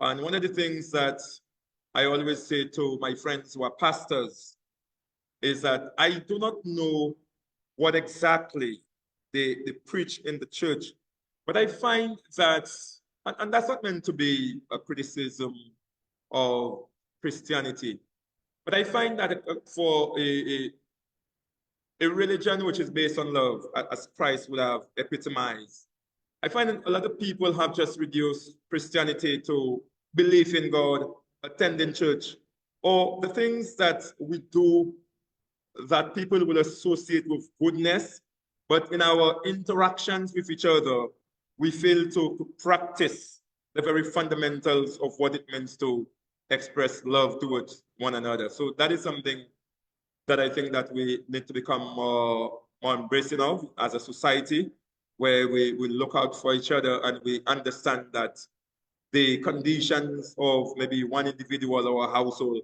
has implications for us all at the community level. And I don't know, for me, I've always said there are lots of people who would ask, why are we here? Why do we exist? What's the purpose of life? And I always believe that it has to do with having a positive impact. So in that way, you pay forward in life.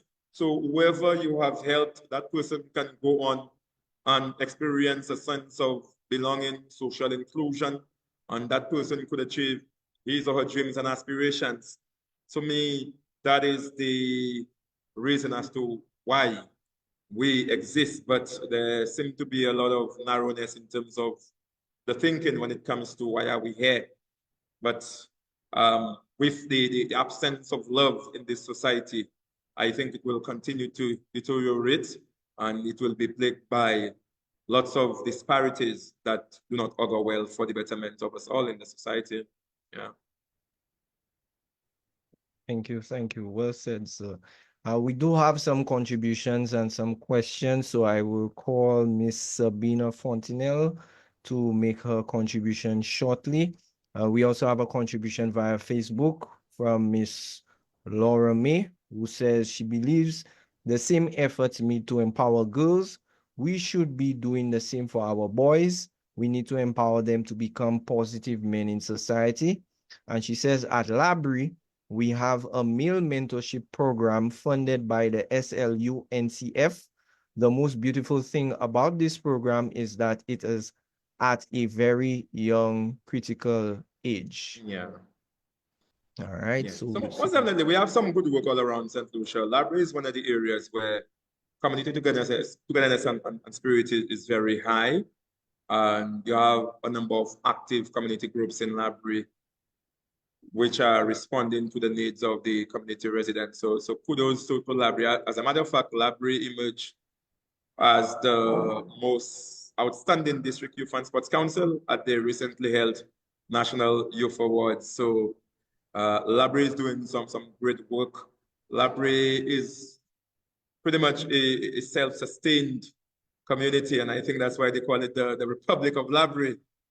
So I really wish that other communities would take a page from Library in terms of the good work that they are doing, in terms of forming groups that actually implement programs that address the needs of the community residents. So Library is well known for that kind of spirit and work. So we do have other communities, but you know, if a community is doing well, we need to highlight it. So she's quite correct in terms of when she says Library is doing a lot to support youth mentorship. okay, kudos to Library. And we now welcoming Miss Sabina Fontenelle to make her contribution.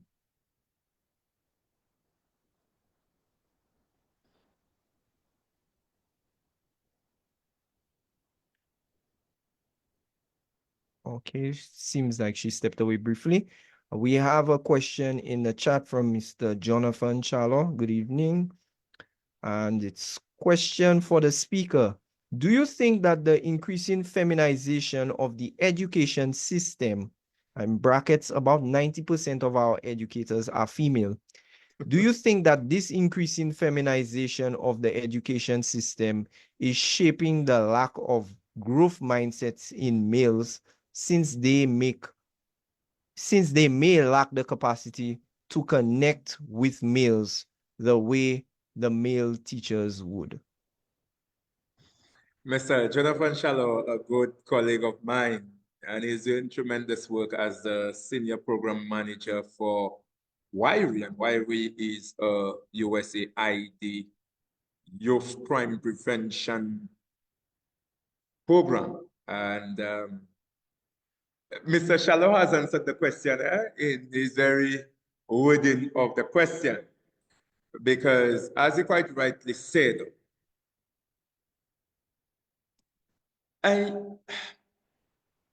what I can say is that we have a large or high number of females who serve as teachers.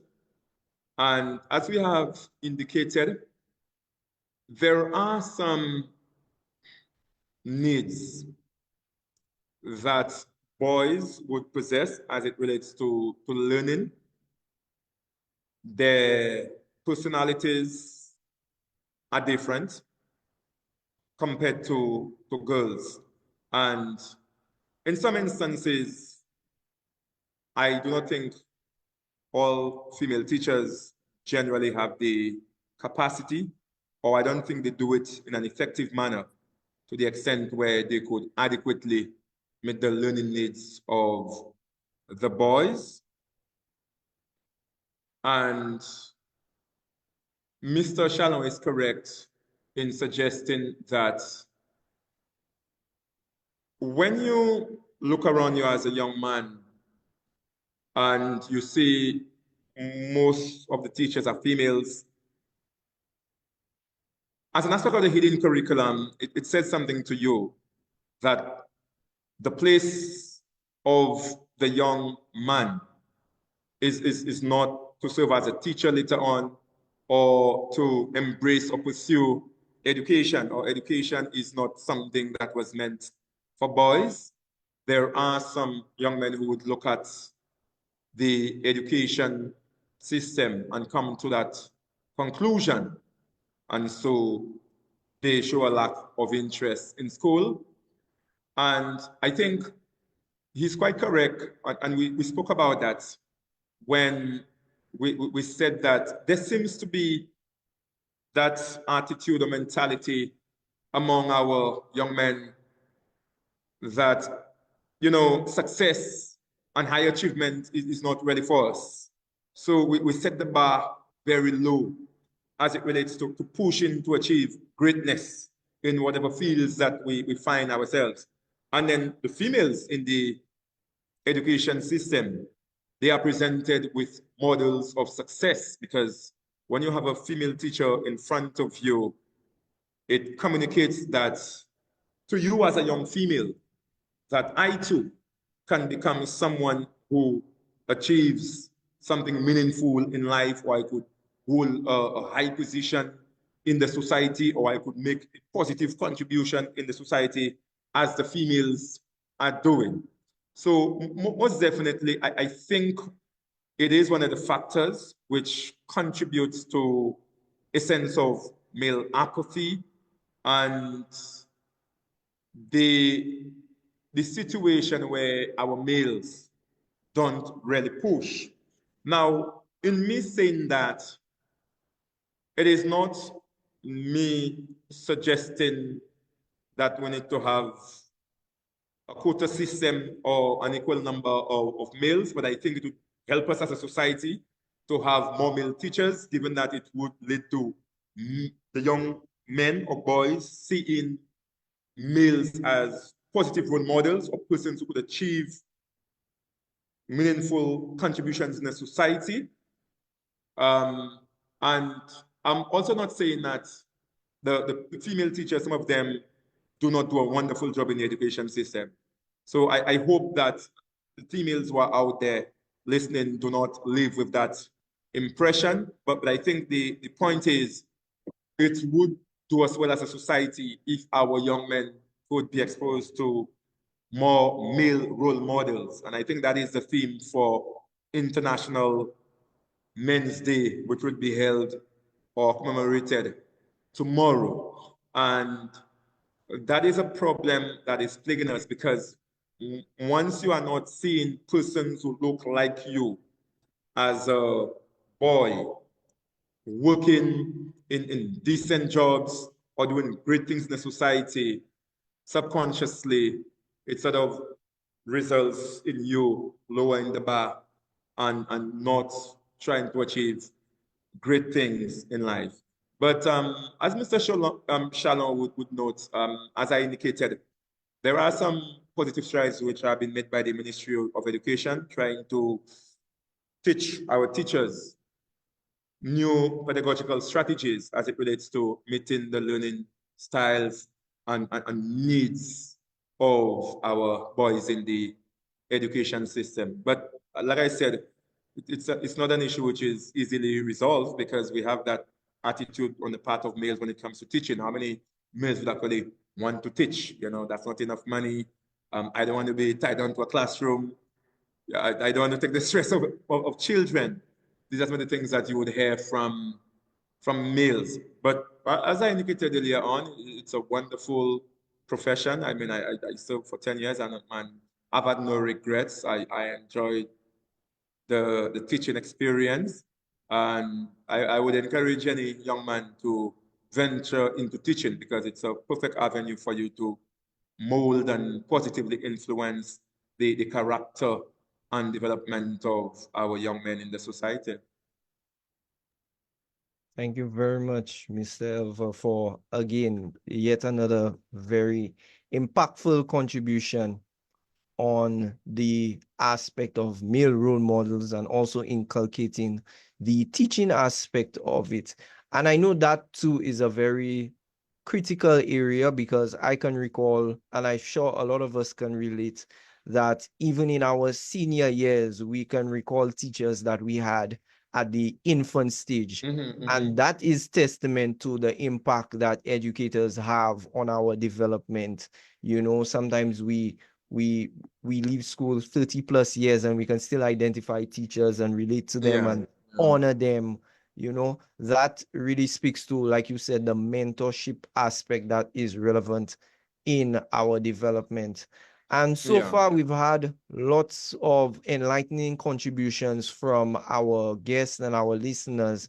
And I would like to thank everyone thus far for making this forum a very open one and discussing the needs of men in a systematic, safe, and open way. Because sometimes a lot of the views that we do share can be sometimes misconstrued, and I'm happy you were able to more or less divulge the inward thought, as well as dispel some notions that may, you know, go against some of the concerns that we have.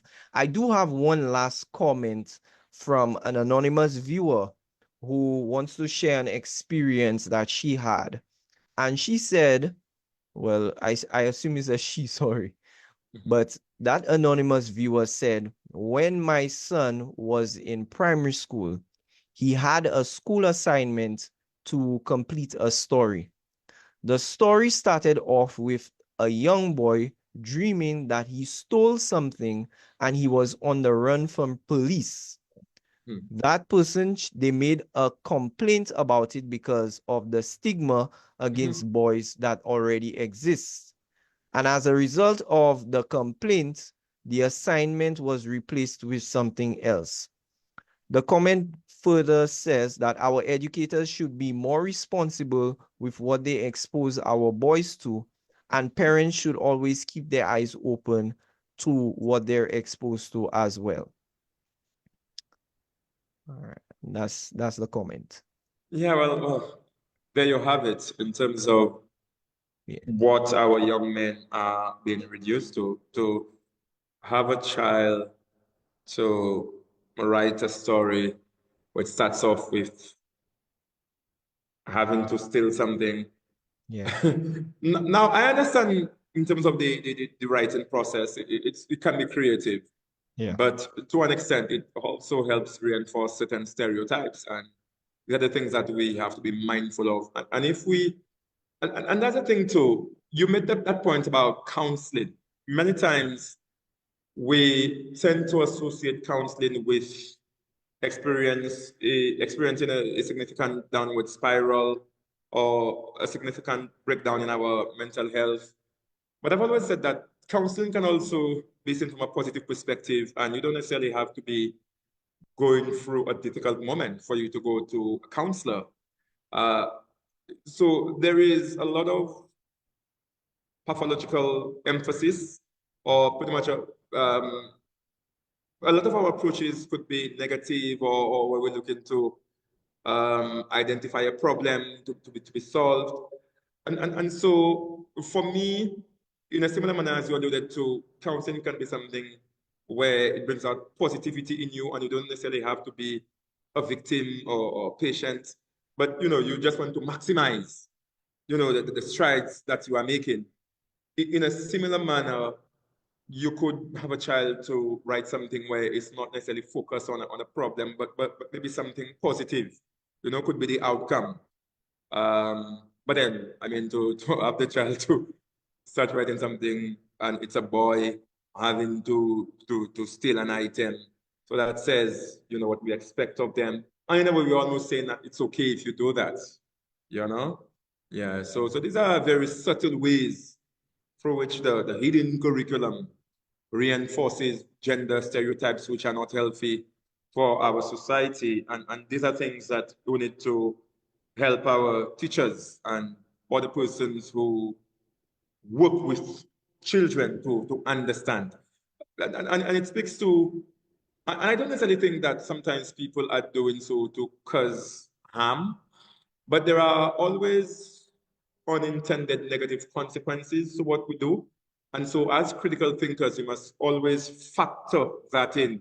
And so as professionals, we must engage in reflective practice. So you have administered an intervention or implemented some program.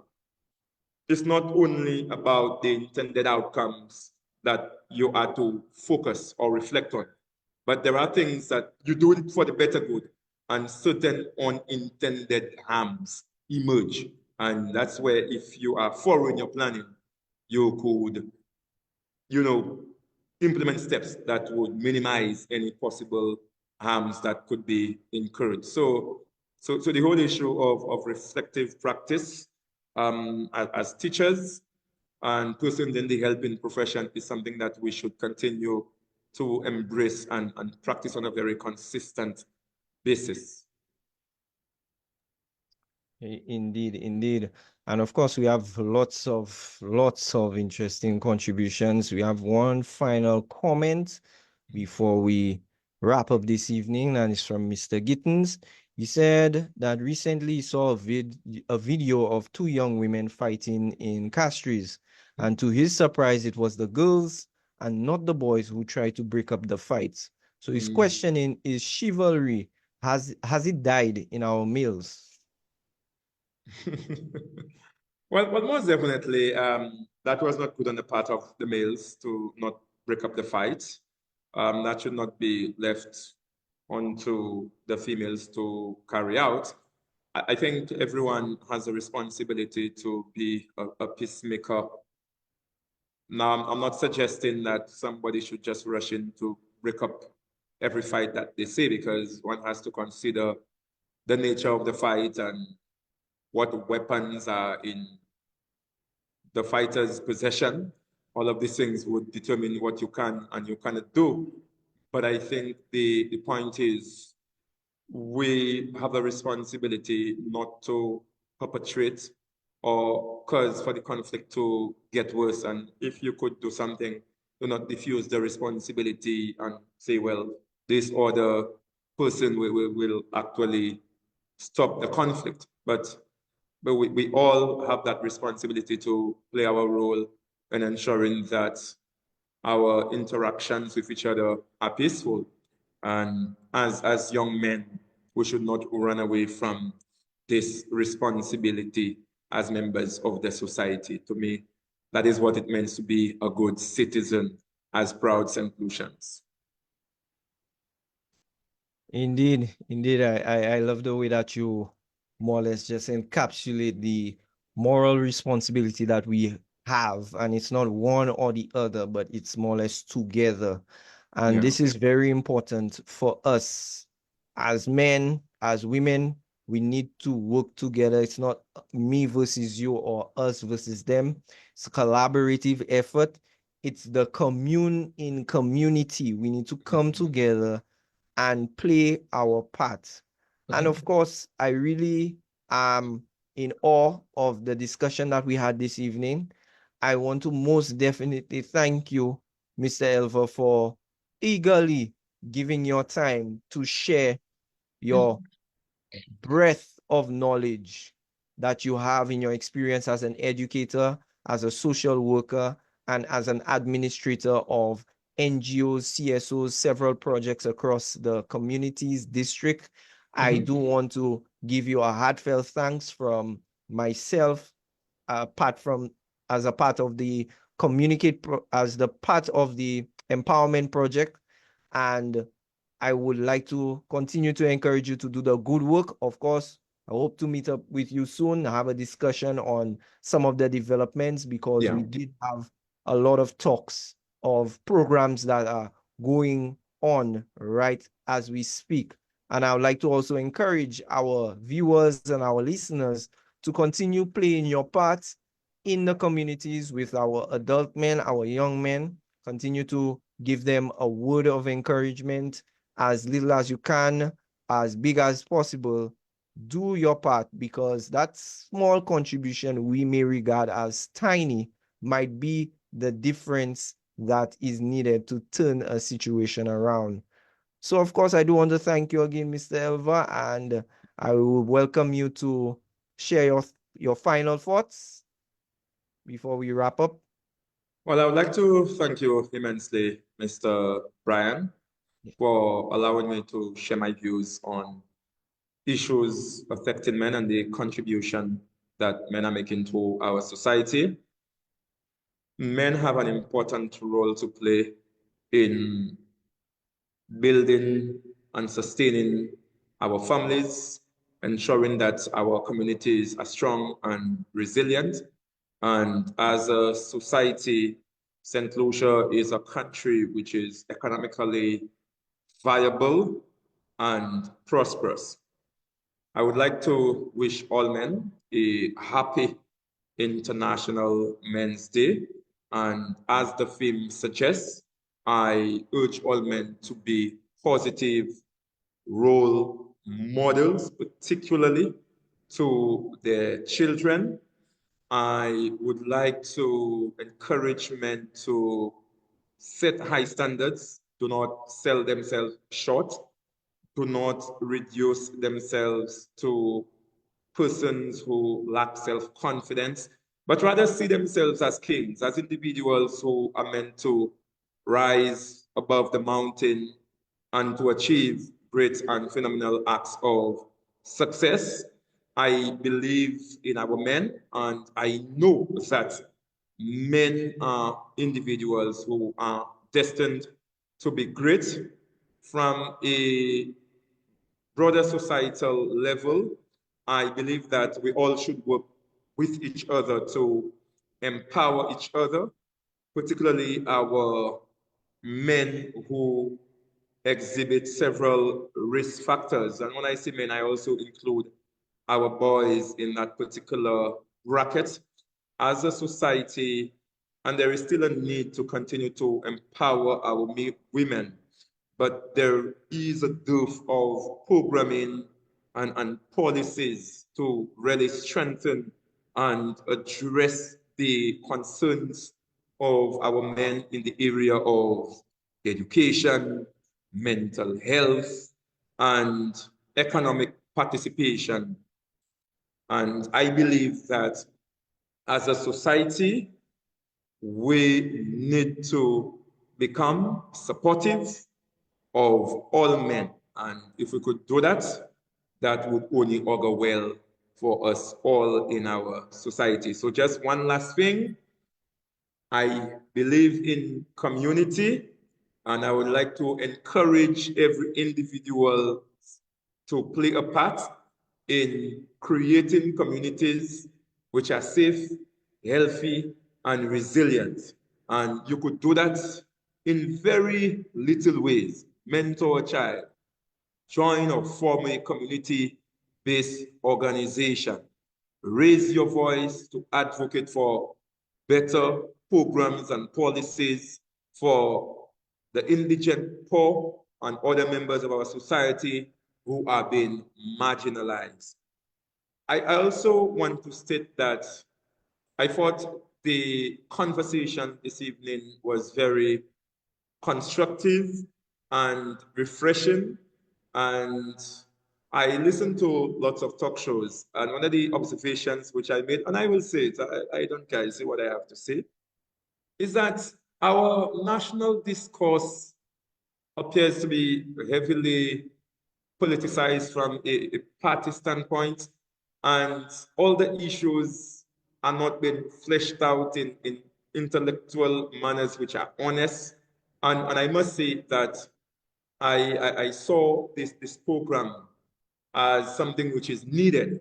And that's why I'm very happy that, you know, you have offered yourself to host a program like that. Do continue. It may not always be easy. I do not know of your experiences or challenges, but I think that we need more programs like that to really look at the issues and let us discuss it in a very nuanced manner so that we could get solutions that could help improve our society. So kudos to you and your team for doing a phenomenal job to host a program of this nature. And I really hope that you guys will grow to ensure that the program achieves the objective of having a very important impact on the society. Thank you very much, Mr. Elva. Do appreciate the encouragement. And yes, there is a lot of work. We have had some challenges, but I'm so grateful that the platform this evening was able to achieve its purpose and open the table for contributions from various points of views and perspectives. And indeed, it was a refreshing discussion. I learned a lot myself, and I'm always open to learning as we empower one another. I'm very grateful for your time this evening. I do hope to connect with you again and continue the good work that you are doing in your circles. Enjoy the rest of your vacation. I know this was a very timely Yes. moment for you to contribute, and you gave us some hours, and I do appreciate that. But I also want to encourage you to just continue enjoying the time that you've set aside for leisure and vacation. Yes. Thank you very much. You're welcome, sir. And of course, our viewers and our listeners, thank you for joining in this evening. Thank you for contributing and sharing and making this event a very lively one. I want to wish the men who are here and all those who will be viewing a happy International Men's Day tomorrow. And this week we have one more session. We're hoping to have another discussion on Wednesday, and we will be touching on one aspect that was particularly interesting this evening, which is the education sector. And we will be hoping to have our guest on. So do look out for our flyer. And I do encourage everyone to join in on Wednesday evening, same time. Of course, I do wish you all a good evening. Thank you for spending your time with us this evening, and cozy up under the weather. It's raining in some parts of St. Lucia. So yeah, do have a blessed evening all, and take care. Happy International Men's Day and good night.